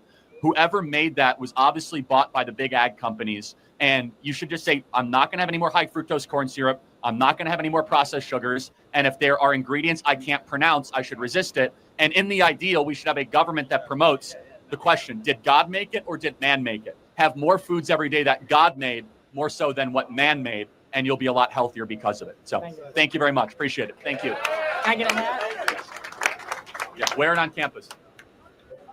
For a Republican Party that prides itself on personal responsibility, protecting the sentient unborn, and free markets, I was curious your thoughts on animal rights, just because the government subsidizes animal agriculture far more than fruits and vegetables and plant foods, which inhibits the free market and ends up slaughtering lots of animals. And animals are also sentient beings like the unborn. So I was curious your thoughts on all of that. Yeah, so the question is first, is an animal a human? No. Okay, so does it therefore have rights? I mean, we already have rights for animals, for dogs, cats, and even for some no, of farm course, animals, but do you get First Amendment protections for your dog? Can your dog own a firearm, right? No, of course not. So it's not the same thing as a human. Yeah, now, I'm not saying now as a Christian, we're also not allowed to torture or to slaughter. That's in the Noahic covenant and repeatedly out the scriptures. We must be humane in our treatment of animals. But as far, I don't know where you're coming at from this perspective, but some people would say that animals and humans are on the same moral plane. I don't think that's what you're saying, right? However, there is a push, though, to say that we should no longer eat meat because it's bad for the life of animals. We should do what's best for human beings, first and foremost, and it's good for human beings to eat meat. It's good for human beings to be able to eat animals. It's good for human beings to not just eat like this synthetic fake meat that Bill Gates wants to make all day long. And Andrew Hilt said he's going to start boiling cats in his apartment in Gloversville, which is paid for by the taxpayers of New York. And he's going to open a Chinese food restaurant. That's what he said. I think that's a dirty fucking thing to say. Even OJ's offended. And OJ doesn't get mad about anything except for when his food bowl's empty. So, yeah, where do I stand on animal rights? I mean, I don't think any living being should be tortured or should be cruelly treated. At the same time, we should always do what's best for human beings and human beings first. So, for example, when there's an environmental question, the question should first be what is best for the human species, not what's best for, the trees or for the snake. Those things are important, but it's more important for humans. Does that answer your question? Or in part is okay if I have a little follow-up? Please, yeah. I mean, in terms of what rights we give to animals, of course, we wouldn't give animals the right to drive a car or vote because it's not relevant to them. But the rights that would be relevant to them are basic negative rights, the right not to be mistreated or killed. And we already have that for cats and dogs, and even cruelty laws on farm animals. Well, we're allowed to kill dogs. That's not true. We have kill shelters for dogs, right? We also kill dogs that bite their owners and dogs with rabies, right? So if a human being gets rabies, what do? We treat the human. If a dog gets rabies, unless there's like a miraculous treatment, which there usually isn't, right? So you're right. The negative rights, we do have rights to be able to, for better or for worse, because we do not treat dogs and cats as the same moral level because we as human beings have a soul, we have reason, we have the ability to make sense of the natural world. Dogs do not, right? Dogs only have senses. They do not have reason. And so, for example, a dog cannot tell that it's a dog. Now, there's some disagreement about that, but we as human beings can make sense of the natural world. We are the speaking beings, to say differently. OJ thinks he's a velociraptor. True story. True story. My youngest son thought he was a T-Rex. He did. He used to squeeze his arms up to his shoulders, and he would eat like a T-Rex. But no animal should be mistreated. But to say that animals are not allowed to be killed would be therefore an argument against meat, correct? Right. Yeah. And I'm not saying that's your position. Arguing against. Right. That's very unpopular, probably at UW-Madison to get rid of bacon, right? So I'm just guessing. Yeah. Yeah.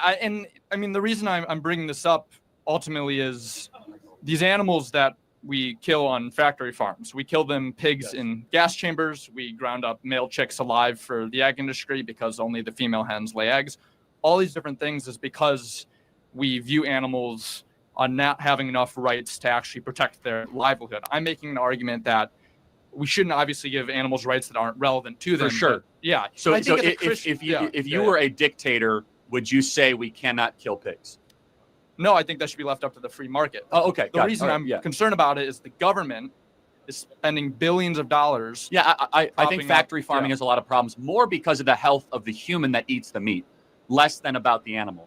because it's just not as good for the human. So thank you. Yeah, go ahead. Real quick, Yeah. do you think ultimately that our Republican Party that is pro-free market should be propping up billions of dollars towards subsidies for animal I'm not a agriculture? huge subsidy fan of things that make people fat and unhealthy. So would you, if you were in a voting position, either if you were an elected leader, would you vote against, and should Republicans vote against that? I'm not in a voting position, but yeah, I would advocate for, I'd advocate against most of our current agricultural subsidies for sure.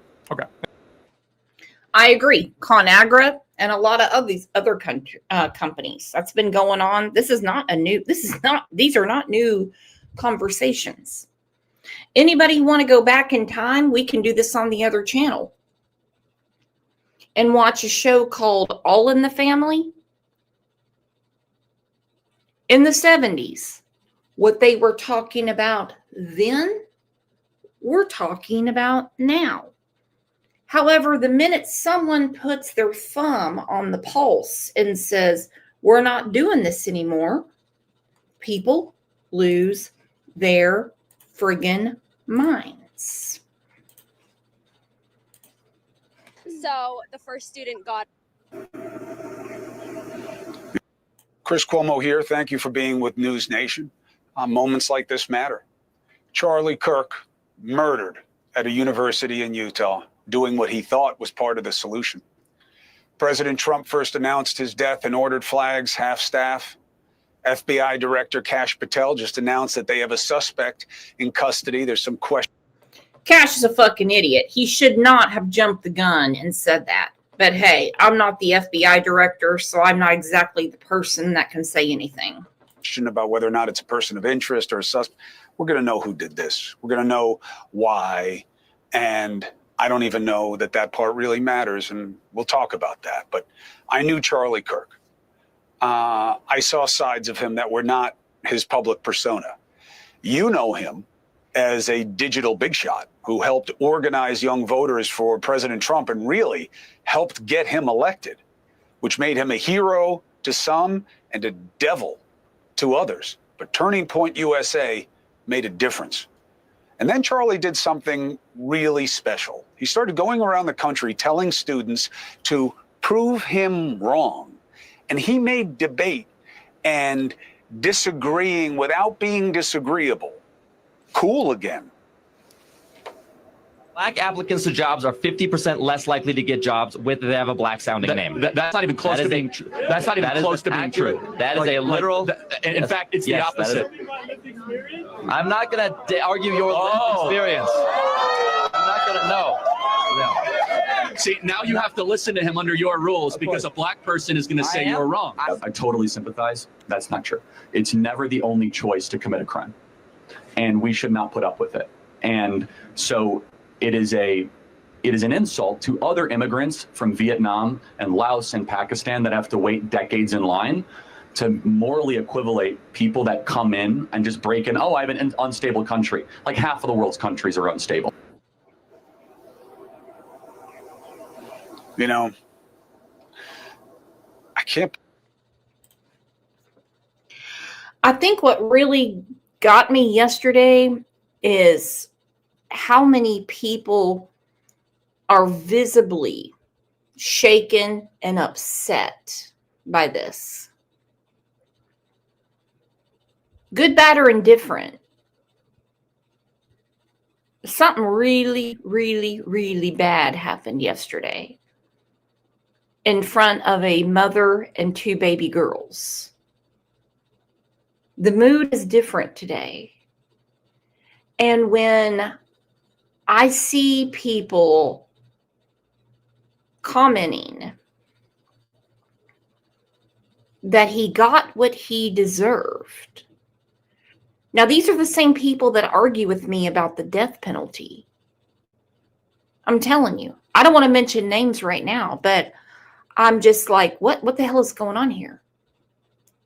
These are people that argue with me about the death penalty.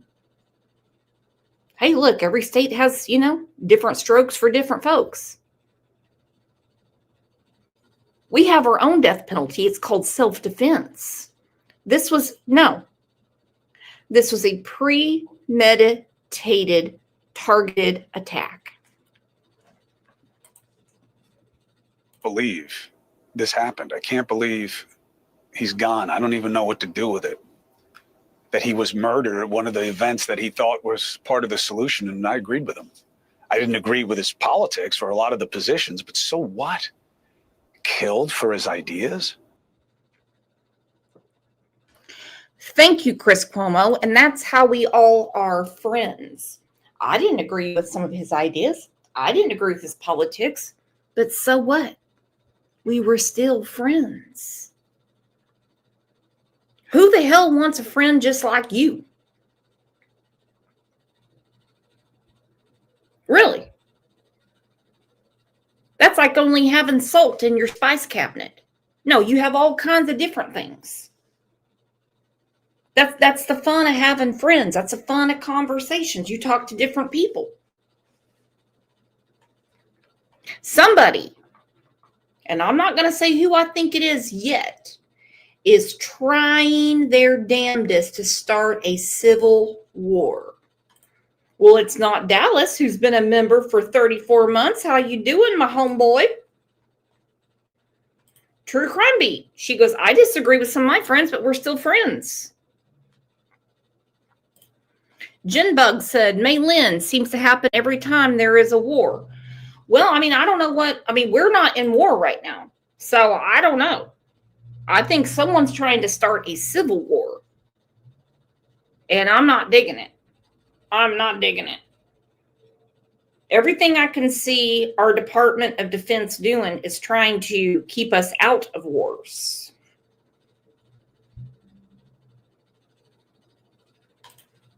Exactly, Dallas. Charlie was a father and husband. He did not deserve this. And I'm a military mom. You think I want a war? Piss on that. Piss on that. For his feelings about trans or Trump or Israel? Was the shooter a lefty or crazy or both? Well, no. There is no advantage in this, and I know some want there to be. I know some want this to be proof of something that they think is... Thank you. No has a question. I'm going to use the breaking news.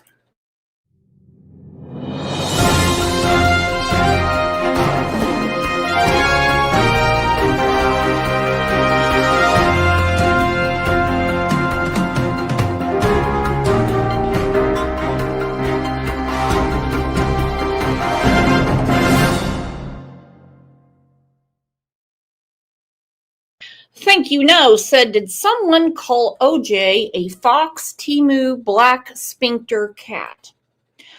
Yeah, something like that. Speaking of, if you want your own OJ t-shirt, please email me at cll72020@gmail.com and you can get your own Tragedy Pimp shirt.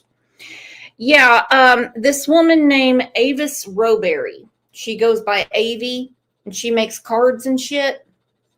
She said OJ was a fake Bombay. And then when, I don't know where she came up with this, she said, I probably stole him. I'm like, yeah, okay. Yeah. Really? Really? Think I'm going to go around stealing fucking cats? Out of your fucking mind. Hell, I can't make a cup of coffee in the morning without hearing, rah, rah, rah, rah, rah, rah, rah. Angel said Avis rental cars. Cheapest ride on the road. Anyone can get one. helpful to their cause. But to me, all I see is a kid. And to me, for all Charlie achieved personally and professionally, he was only 31 years old. He and his beautiful wife, they were just starting a family. They have 2 little babies. And that's all I think. That's all I see, is that I can't believe he's gone for this. And yet, everything in my head tells my heart, wake up.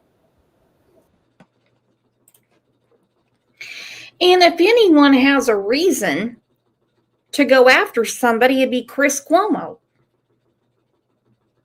Trump tried to sue his parents for giving birth to him. True story.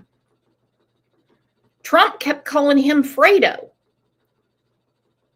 Remember from The Godfather, the worthless brother, the one that could never be in politics? He kept calling Chris Cuomo Fredo. Fredo, Fredo, Fredo, Fredo. He didn't do anything. And to this day, he can't shake the name. He goes out getting pizza with the kids. Someone goes, hey, Fredo. He can't shake it. Just like Marco Rubio can't shake the whole little Marco. They didn't do anything. Wake up. This is who we are. This is where we are. And go into this group tonight, all the security concerns, my representatives worried about what kind of security I'm going to have and where are the threats and should we take all these threats we've been getting more seriously? The president said the right thing, did the right thing with the flag, in my opinion. Democratic lawmakers, Jews, kids, our president, everybody's getting shot at. This is what we're doing. This is how we express ourselves. I know everyone is saying the right things. We need to come together. I don't know that we're not accelerating in the opposite direction. I hear people on the right saying, avenge him. And some on the left saying, this is what you get. We're not battling over ideas anymore. We're cheap and we're ugly.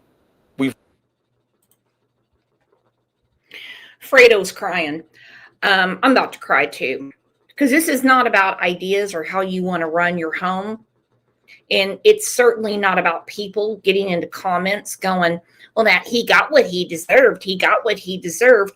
But when you talk about punishing a pedophile, they want to give them a pat on the back and say they can get therapy. Fuck my life. Think about it.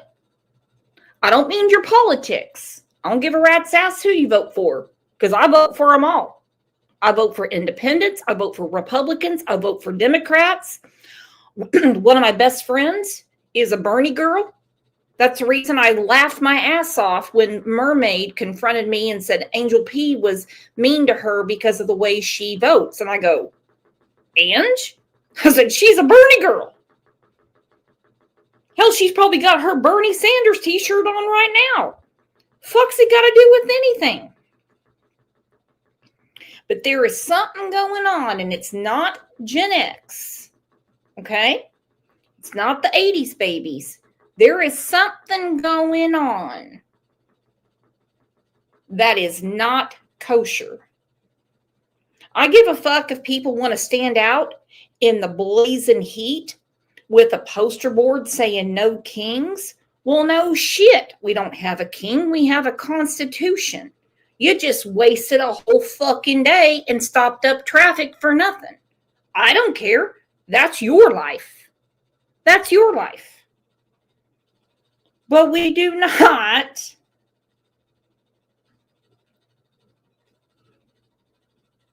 take away the father and the breadwinner of a family.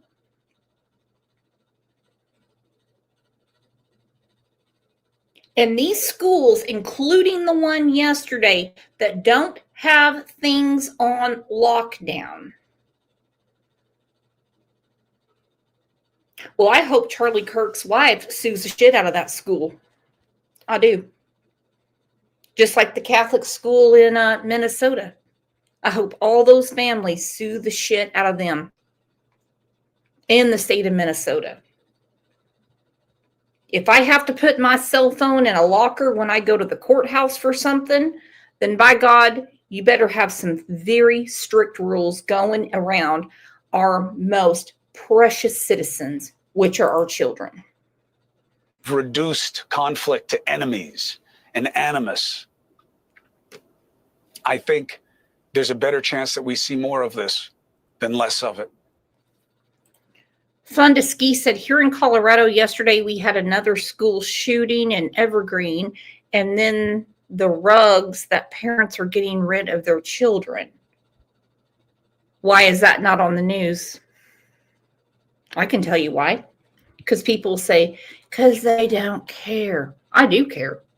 It's freaking maddening, in my opinion. I couldn't imagine sending my kids to school right now. And God, I hope I'm wrong. Charlie and I agreed on what matters most. And I'm not talking about on the personal level. Charlie was about his faith and his family. And for a young man, I was really impressed by it. Again, I did not agree with most of his political positions, but it didn't make me see him as an enemy. He was a sweet, tall, sensitive, kind person. That is how I experienced him. And that dividing for advantage, going all in on who and what is worse, it's killing our society. And that's what brought us together. And we went on Patrick Bet-David's podcast.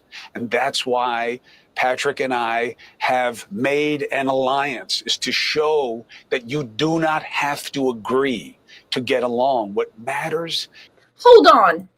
Did Fredo have a man crush on Charlie Kirk? He's only mentioned 3 times how sweet and tall he is. Does Fredo have a little bit of a gay strip in him? He's only said it 3 times. Tall and sweet. Damn, Fredo. Son of a bitch. Tell me you're gay without telling me you're gay. Is how you disagree. Did you see this? I mean, don't fault Charlie for campaigning and believing in Trump. I don't. I think it's very healthy for the democracy. I don't really care what Chris Cuomo's politics are. I think that it takes someone who loves truth to go to the DNC and remind the viewers that all those boxes up there are bought by corporate titans. I thought that was really good. And look, I think that I don't know Chris very well, but it seems as if Chris has a knack to actually do what journalists used to do, increasingly so. Now, did Charlie get heat after that? Yeah, we joked about it. You were off today, Charlie. You know, like it was a game, like he didn't have his fastball. And we texted and we spoke after it. We wanted to do more. And again, Charlie was what you saw in that. And I think it was part of the solution in our politics. It doesn't matter. Look, I thought his feelings about how his faith manifests in different political policies and culture things, I can't even believe I'm saying it right now because it's like, so what? So what? That he thought whatever he did that you don't like, so what? And then I turned to what Charlie may have left us that I didn't value until now. Charlie had millions, okay? Not thousands, not tens of thousands, not hundreds of thousands, millions of young followers online, okay? Motivated. And he got them involved in something that young people rightly suspect and usually hate, politics. He got them involved in their country. He got them involved. He encouraged them to keep up with their studies. He sat with kids that said, I don't think college is for me. And they spoke about trade schools and stuff. He said tradesmen are needed. He explained to a 20-year-old kid one day, he said, you know, plumbers make more money than lawyers a lot of time. He spent time with them. He spent time with them. I hope the young people who saw Charlie as a hero or as a zero, but you knew he was relevant, he was making you think and come up with arguments to defend or defeat his propositions. Please see what's happening around you. Please see what was lost in this. This young man, the head of a young family, so much in front of him. This is not who we are. I shouldn't have my kids coming to me about this, afraid that I don't wear a bulletproof vest, afraid that what I do is dangerous. Is that what this murder means? That we have to start being careful about what we say? Judging by the responses, I don't know. The comments from leaders seem to me at best perfunctory. Vile, political violence, no place. I mean, that's what you say because that's what you're supposed to say, right? That's not what you say when you're really trying to persuade something of somebody. And I'm not blaming these guys. There's too much blame to go around. And, you know, I see Musk putting out stupid things and the idea of avenging this and the party that left the murder. I mean, look, I know he's autistic, okay? I know a lot of autistic people. I don't know that it's an excuse for every stupid thing. Keep it up, Fredo.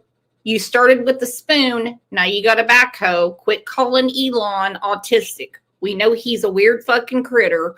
And he shouldn't be putting things out that he does. But Fredo, calm down. Thing that the guy says. You know, I don't know what motivates this. Neither did Charlie, by the way. All I know is this is who we are right now. And if we want to be something different, if we want to be a different way, it's got to be with each of us. It's got to be with each of you. Get out of being a part of any group, any them, and just act on what you think is right. And you know that what happened here is so wrong.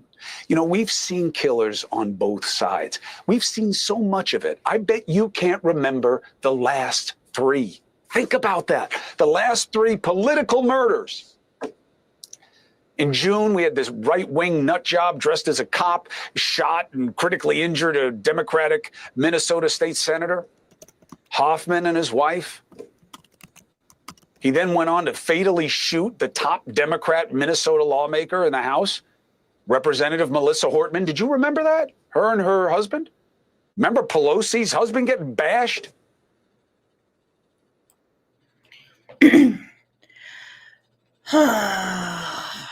Someone has a lot of responsibility and a lot to do, a lot to say.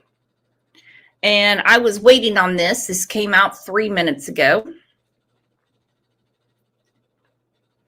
Matthew Dowd was fired over his commentary on MSNBC yesterday. I was going to be really upset if someone didn't have to pay the fiddler for what they did. MSNBC now firing a political analyst, Matthew Dowd, over comments that he made during the network's coverage of this tragedy.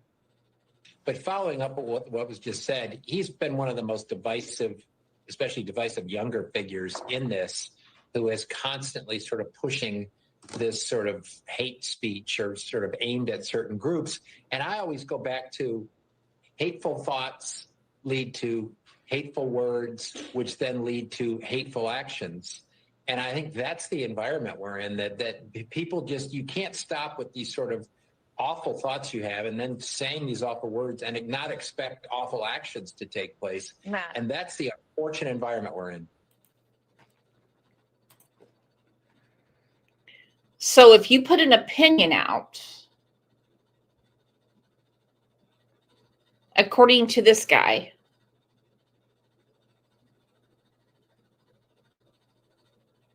what happens. We're not talking about walking out in front of a moving vehicle and getting hit. Okay, because that would happen, right? We're not talking about jumping out of a moving vehicle. Because, yeah, something bad's going to happen. But what this guy is saying, he's excusing this.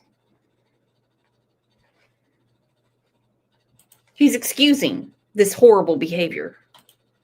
MSNBC's president, Rebecca Cutler, apologizing for the remarks and released a statement saying, in part, during our breaking news coverage of the shooting of Charlie Kirk, Matthew Dowd made comments that were inappropriate, insensitive, and unacceptable. Dowd then responding on X, saying that my thoughts and prayers are with the family and friends of Charlie Kirk. On an earlier appearance on MSNBC, I was asked a question on the environment we are in. I apologize for my tone and words. and went on to say, "Let me be clear, I in no way intended for my comments to blame Kirk for this horrendous attack." News Nation Media. He did. He victim blamed. He victim blamed. That'd be like if my friend Jinbug goes to an Arizona Cardinals game and she's got a Dallas Cowboys jersey on and someone shoots her in the neck. And then somebody goes on MSNBC and says, well, that's what you get. No. So Matthew Dowd, say you're worried about your job without saying you're worried about your job. You spewed the rhetoric that you are expected to spew on that channel. And then when the bite back came, you were the sacrificial lamb. That's what happened. Media contributor and founding editor of Mediaite.com, Colby Hall, is with us. Colby, I got the alert from News Nation that this had happened yesterday, and it was shortly before my kids came home from school. I've got a 16, 18-year-old, and I have a 20-year-old off at college. And the shock for them that this had happened really spoke to me about what Charlie Kirk meant to our youth. Whether you agreed with him or you didn't, he was a celebrity. He was somebody who showed up on college campuses. I said, describe Charlie Kirk for me. They said conservative, debate students, is a Christian, is smart. This really had a ripple effect among our youth in the last 24 hours. He was no less a towering figure in kind of, especially the youth kind of social media, TikTok, Instagram world, because I mean, he was brash, he was a provocateur, but he engaged in a discourse. He was civil and he was brave, and he is singularly responsible for changing significantly the sort of political landscapes across a lot of college campuses. He saw an opportunity to the conservative, especially male voices, were unheard, and he engaged in debate, and he was a world-class debater. And the irony or the great sadness is that he was in that environment when his life was taken as political violence. And the reaction that has followed, I think, has really been terrible for us. And I have to say that it's a very sad and tragic day for America, regardless of your belief in politics. And I hope that we recall the unity that we felt following 9/11. This isn't the same thing as 9/11, but we need to unify, and we need to engage and do our best to broker this really bitter divide. Right. And we're seeing a lot of anger among young people about politics, and it's part of the old guard, right? They're not happy with what's happening in politics and how divisive it is. So it's even more important and incumbent on, having civil debate. It's never been divisive for me. I walk in, I check the box, and I go home. That's it. I don't feel a need to be upset with anybody. Hell, at the presidential election, the line was long. And y'all know how much I hate my neighbor Frank. And that fuck was 2 people in front of me. I had to stand there behind that stinky bastard until I got into the booth to vote. It's never been that way for me. Never. Has anyone ever walked out of the poll and been all pissed off? No.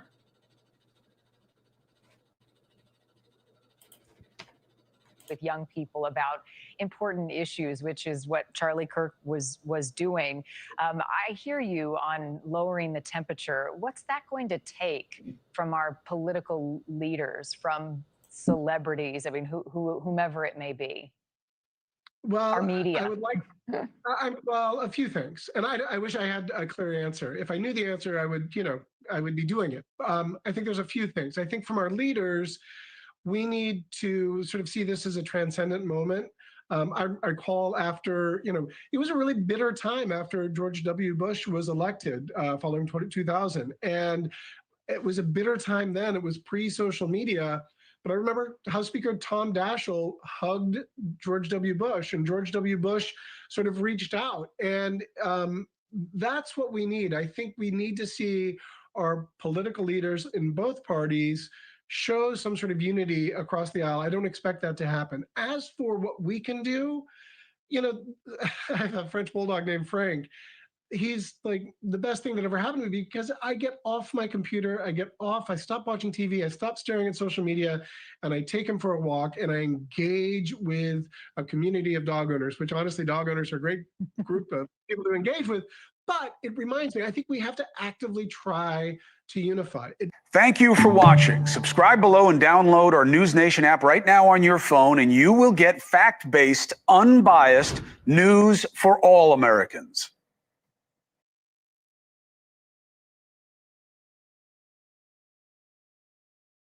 Okay, so they're saying he's fired. All right, Chris McDonough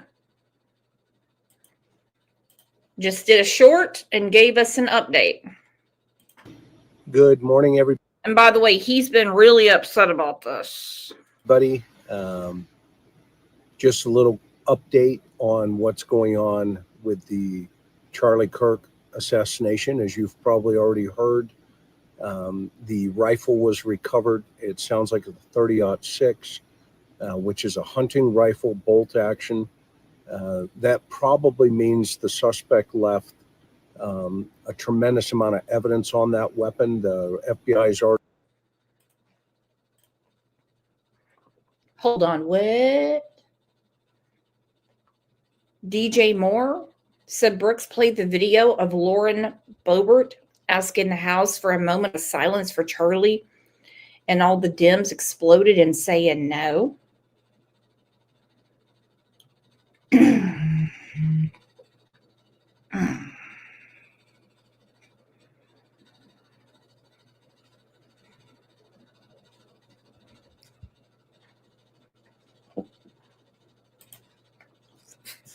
Okay, that might be a little much for old Brooks to take.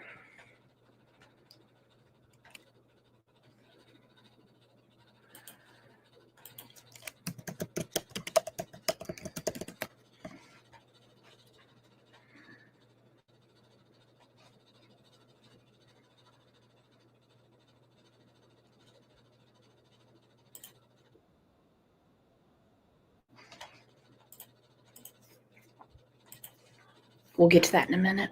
Reporting they've recovered a palm print as well as footprints where they've taken cast impressions. That tells us that the suspect was not a professional, in my opinion. He's probably, as the FBI said, a 20-ish college age type of students. And that, I'll let you do the math on that. My understanding is also they've recovered a shell casing. There's some unconfirmed information about whether or not there's some writing on that. If that ends up being factual in nature, then of course this is going to be a situation where a political assassination for an ideology was the would be and will probably be the motivation if all these circumstances line up. The suspect's on the loose. He dropped the rifle in a neighborhood near the shooting scene. So that also tells us he's probably going to be somebody from that area who's familiar with the area. And again, not somebody from the outside. So anyway, I'll keep you posted. Karen and Wow. A hunting rifle, 30-aught bolt. And they have a palm print. All right, let's look at this. Wait a minute. Wait a minute. The House will be in order. The House will be in order. Shh.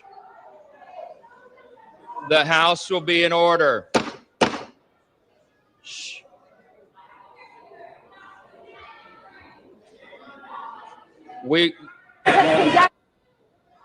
The House will be in order.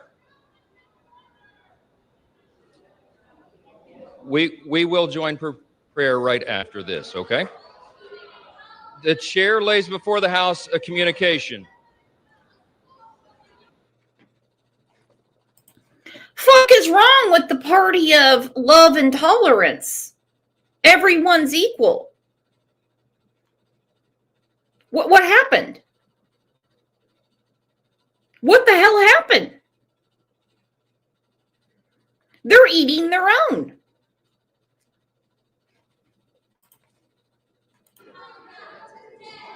The House will be in order.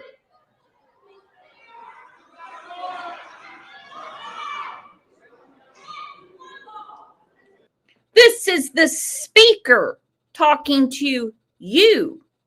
So you sit your ass down, and if somebody wants a moment of silence for someone, you do it out of respect. Thank you all. The House will be in order. The chair lays before the House a communication. Speaker, House of Representatives, sir, I have the honor to transmit herewith a copy of a letter received from Ms. D.J. Gregor, Director of Operations with the Virginia Department of Elections, indicating that according to the unofficial results for the special general election held on September 9th, 2025, the Honorable James R. Walkinshaw was elected representative to Congress for the 11th Congressional District of Representative-elect. The representative-elect will please raise his right hand.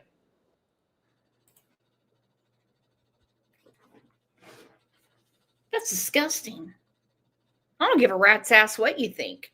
If someone says we're going to have a moment of silence, all you have to do is sit there and be motherfucking still. That's it. That's it. I am proud to be conservative. I'm proud to be an American, and I think we would agree on most things. But one thing that I'm here to dispute you on is Israel? Trump's executive order to overturn birthright citizenship. Oh, okay. Which you posted on X 2 months ago that the Supreme Court has never reviewed the 14th Amendment regarding birthright citizenship. Not correctly, yeah. Have you heard of Wong versus Kimhart? Yeah, or it's a versus BS. America. What about I'm drawing from a lot of memory on this, so I'm gonna have to plead a little bit of That's fine. I have a shallow understanding. But both of those cases ruled that regardless of national origin, the children of immigrants will become U.S. citizens. It is not just the children of immigrants. It's not just that. It's the exception for diplomats. The children of visitors become U.S. citizens. Right, and so for example, a pregnant woman can leave China who's 8 months pregnant, get a 90-day visitor visa, and then her baby becomes a U.S. citizen. How is it being implemented now? If you come here illegally, your children are what? What are they? They become U.S. citizens. And that's the Supreme Court precedent. So the executive order to overturn it is illegal. No, it's very much legal. It's challenging the prior Supreme Court decision. But let's go back to my example. You can fly to China and literally just come here as a visitor, show up at a hospital, and they will give you a U.S. passport, and your kid becomes U.S. citizen. You understand we are one of the only countries in the industrialized world that has birthright citizenship. And I'm proud to be that. We are a country of immigrants. See, we're not. No. We're a country of settlers, not of immigrants. Okay. That's a big distinction. Let me tell you the difference. Settlers are people that build a new country that was barren. Immigrants come to a country already built. The people who built this country, they went west to an unconquered, barren country and built a new society. Immigrants helped enrich it. They helped grow it upon that. But the foundation of America were settlers, not immigrants. That is a talking point that is overused. We have no unifying religion, no unifying race, no unifying national origin. Susan said, come legally and assimilate. Neither here nor there. It's like I keep looking at these comments about that woman that was killed on that train in Charlotte, North Carolina by that guy. He should have never been let out of jail. 14 times. 14 times. Magistrates. Some weren't even actually lawyers. Let him out. And he killed her. Look at the comments. They're like, oh, but I thought MAGA was deporting everybody. Not if you're legal. MAGA don't do shit. The woman was going home after work. She has a work visa. She's working on permanent naturalization in this country. Now that's a big difference from MS-13 fucking gang members or the people taking over goddamn Colorado. Ridiculous. But what we do share is that if you were born on the soil, you have an inherent birthright to the benefits of American citizenship. And when you that's a huge mistake. And that's a huge mistake. So you disagree with 200 years of precedent. Yes. Have you read what was discussed during the founding passage of the fathers 14th first Amendment? and foremost never wanted all of a sudden a pregnant woman to be able to get on, they didn't have airplanes back then, go across the ocean and all of a sudden they become a U.S. citizen. Those who drafted the 14th Amendment did. Yeah, the 14th Amendment was in what year? 1866. Yeah, exactly. Way past the founding era. So you don't Number agree two, with the 14th Amendment was largely applicable to free slaves. I understand that was a purpose, but it has also been extended to those who come here exactly. No, illegally. you're right. It has been wrongly extended. You know the 14th By Amendment? the Supreme Court. Exactly. And they got it wrong. Just like how they got Roe versus Wade wrong and we got that repealed. The point being is the Supreme Court can get things wrong. The idea, it's very simple. It's that if you think you can just get on a Delta Airlines flight from Paris and all of a sudden your kid becomes a U.S. citizen, that devalues the meaning of what it is to be a citizen. Should we hold the children who do not choose to come here accountable for their parents' actions?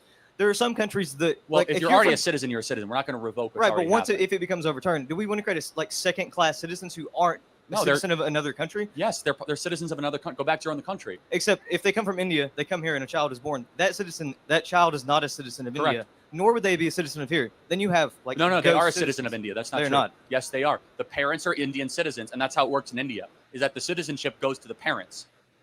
So that's the point. Is that they can go back to their own country, and they can go live in India. So the children should be deported as soon as they're born here. Yes, with their parents, absolutely.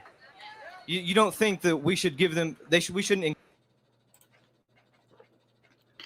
Okay, the FBI just released this picture. It's a picture of who they think is their suspect. On the screen, I don't know exactly what's on his shirt. I see an American flag.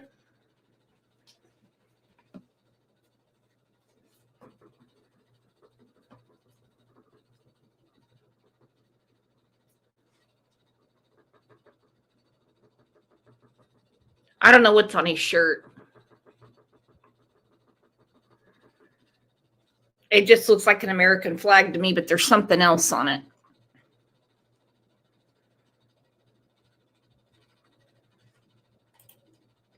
I don't know. We'll find out. Encourage them to become productive members of American society? No. Do you believe in the American dream? Yes, of course, for American citizens, not for every person around the planet. I agree. I think we all agree. Yes, it's not our job to open up our borders to every sad story around the planet. Exactly, the adults, but the children did not choose to cross the border. They did not choose to come here. Okay. They have been placed here. Exactly. So don't punish them by separating the mom and dad. They can all go back to their country of origin. It's very simple. But that's not the law. That's not how it's been. Do you think that would be productive for American society? Hold on. That's the interpretation of the 14th Amendment. We're talking about two different things. We're talking about birthright citizenship, and then we're talking about kids that are crossed when they're already born. The point being is this, and President Trump's executive order is phenomenal. It goes back to this very basic question. What does it mean to be a citizen? And we're throwing around citizenship like Frisbees every day. You're a citizen, you're a citizen, you're a citizen. And it dilutes the meaning of the citizen, of what it means to be a U.S. citizen. We need to bring it back to actually say, hey, you have to earn your citizenship. You are not given your citizenship. So a child doesn't choose to be born between someone who comes here illegally and someone who is already a citizen. That person did not choose that. There's no accountability. Yes, and there's in that kids action. in Namibia that didn't, choose to be born in Namibia. Exactly. That's not our But concern that's the to great import thing them. about America is that by being here, you offer them the extension for the opportunity. I disagree. I think I think on the surface, it's a great thing about America. I think it's us having generosity being turned into compromising our values used against us. At times, generosity can turn into an overindulgence. You could become too generous, where you are borrowing money that you don't have. We're doing that. Where you're giving citizenship where it dilutes. Yes, we are a generous nation, and our virtues have become our vices. What does it dilute? What does a child being born here having birthright? You know what? You know what it dilutes? What does that take away from us? It first of all, they pay taxes. First of all, number one, it dilutes a lot. What does it dilute? Can I get to it? Dilutes a lot. Number one, it dilutes legal immigrants that are full adults that had to apply to come and here. I agree. So we should stop illegal immigration. Well, but no, there will legal. always be I said some. legal immigration. I agree. Right. Number two is that I actually want the idea of being a U.S. citizen, that you are here or born here because your parents did something to allow you to be here. Not just that you got on a nonstop flight from Seoul, South Korea, and you happen to fall and your water breaks and you're suddenly a U.S. citizen.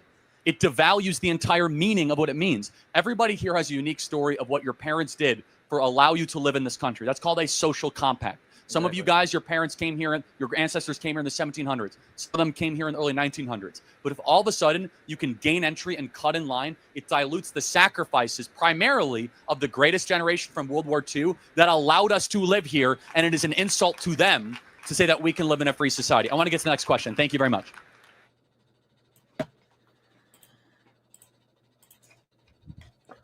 Well, there you go.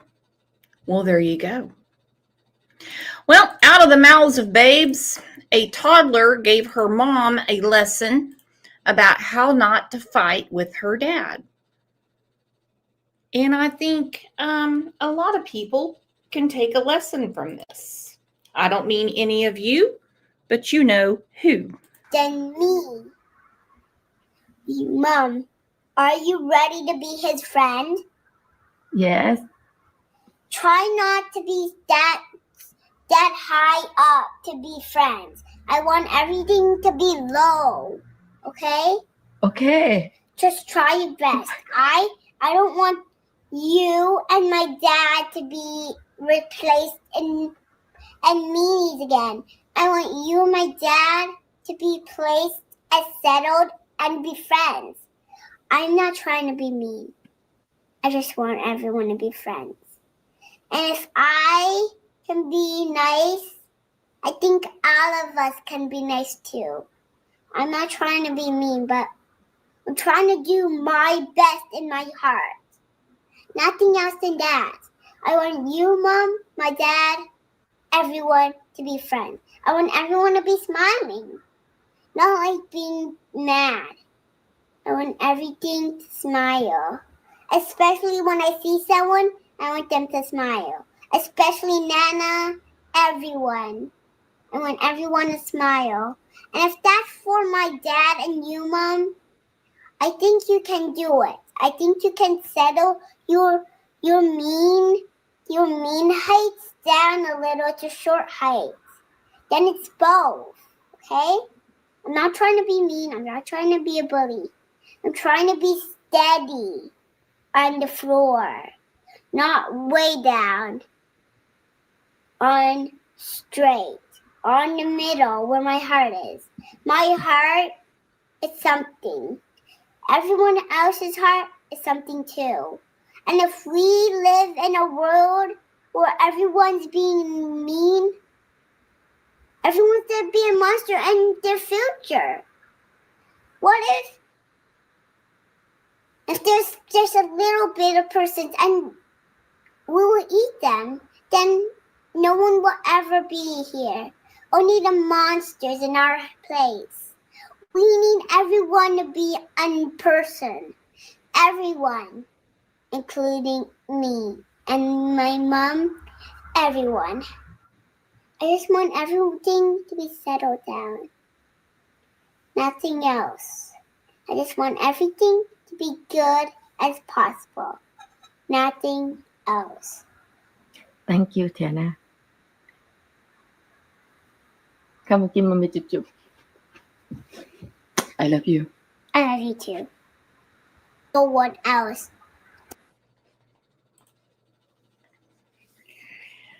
And that's how it should be. Nobody needs to get a 30-aught because they don't agree with how Charlie Kirk thinks.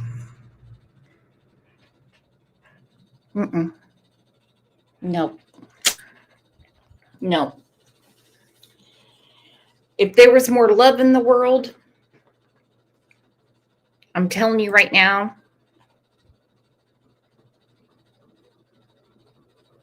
there wouldn't be any hate. Remember September 12th, 24 years ago? Nobody had a problem with another person. Nobody talked about the last election. Nobody was concerned about anything except for our country, our families, and each other. It was a very somber, peaceful day. Hell, they weren't even carjacking anyone in South Chicago.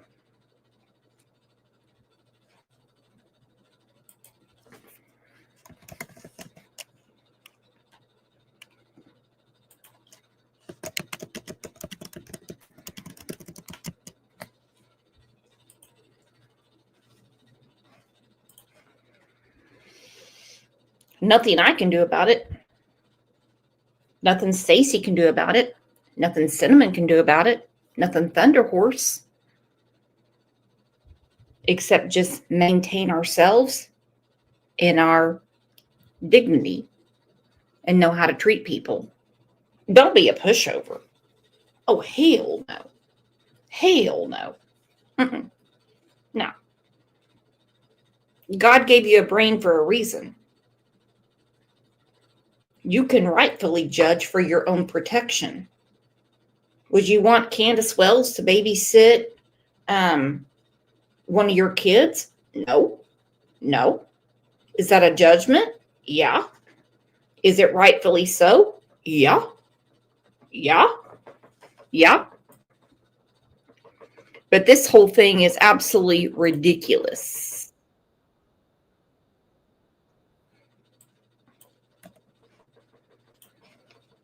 All right. I'm going to start winding this down. This has been a lot for your old buddy Brooks today.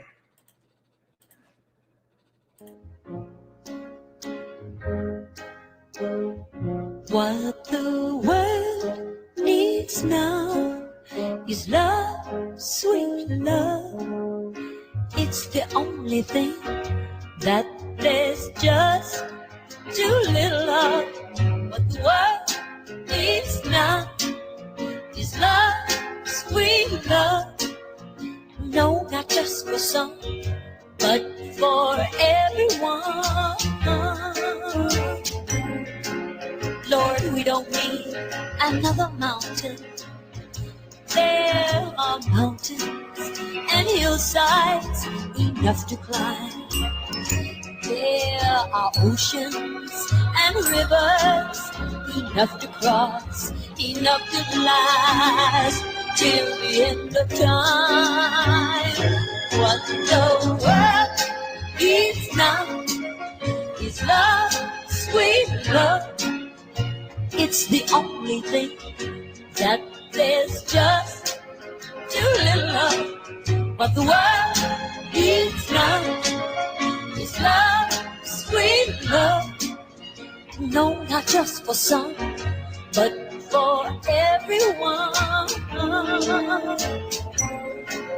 Lord, we don't need another meadow.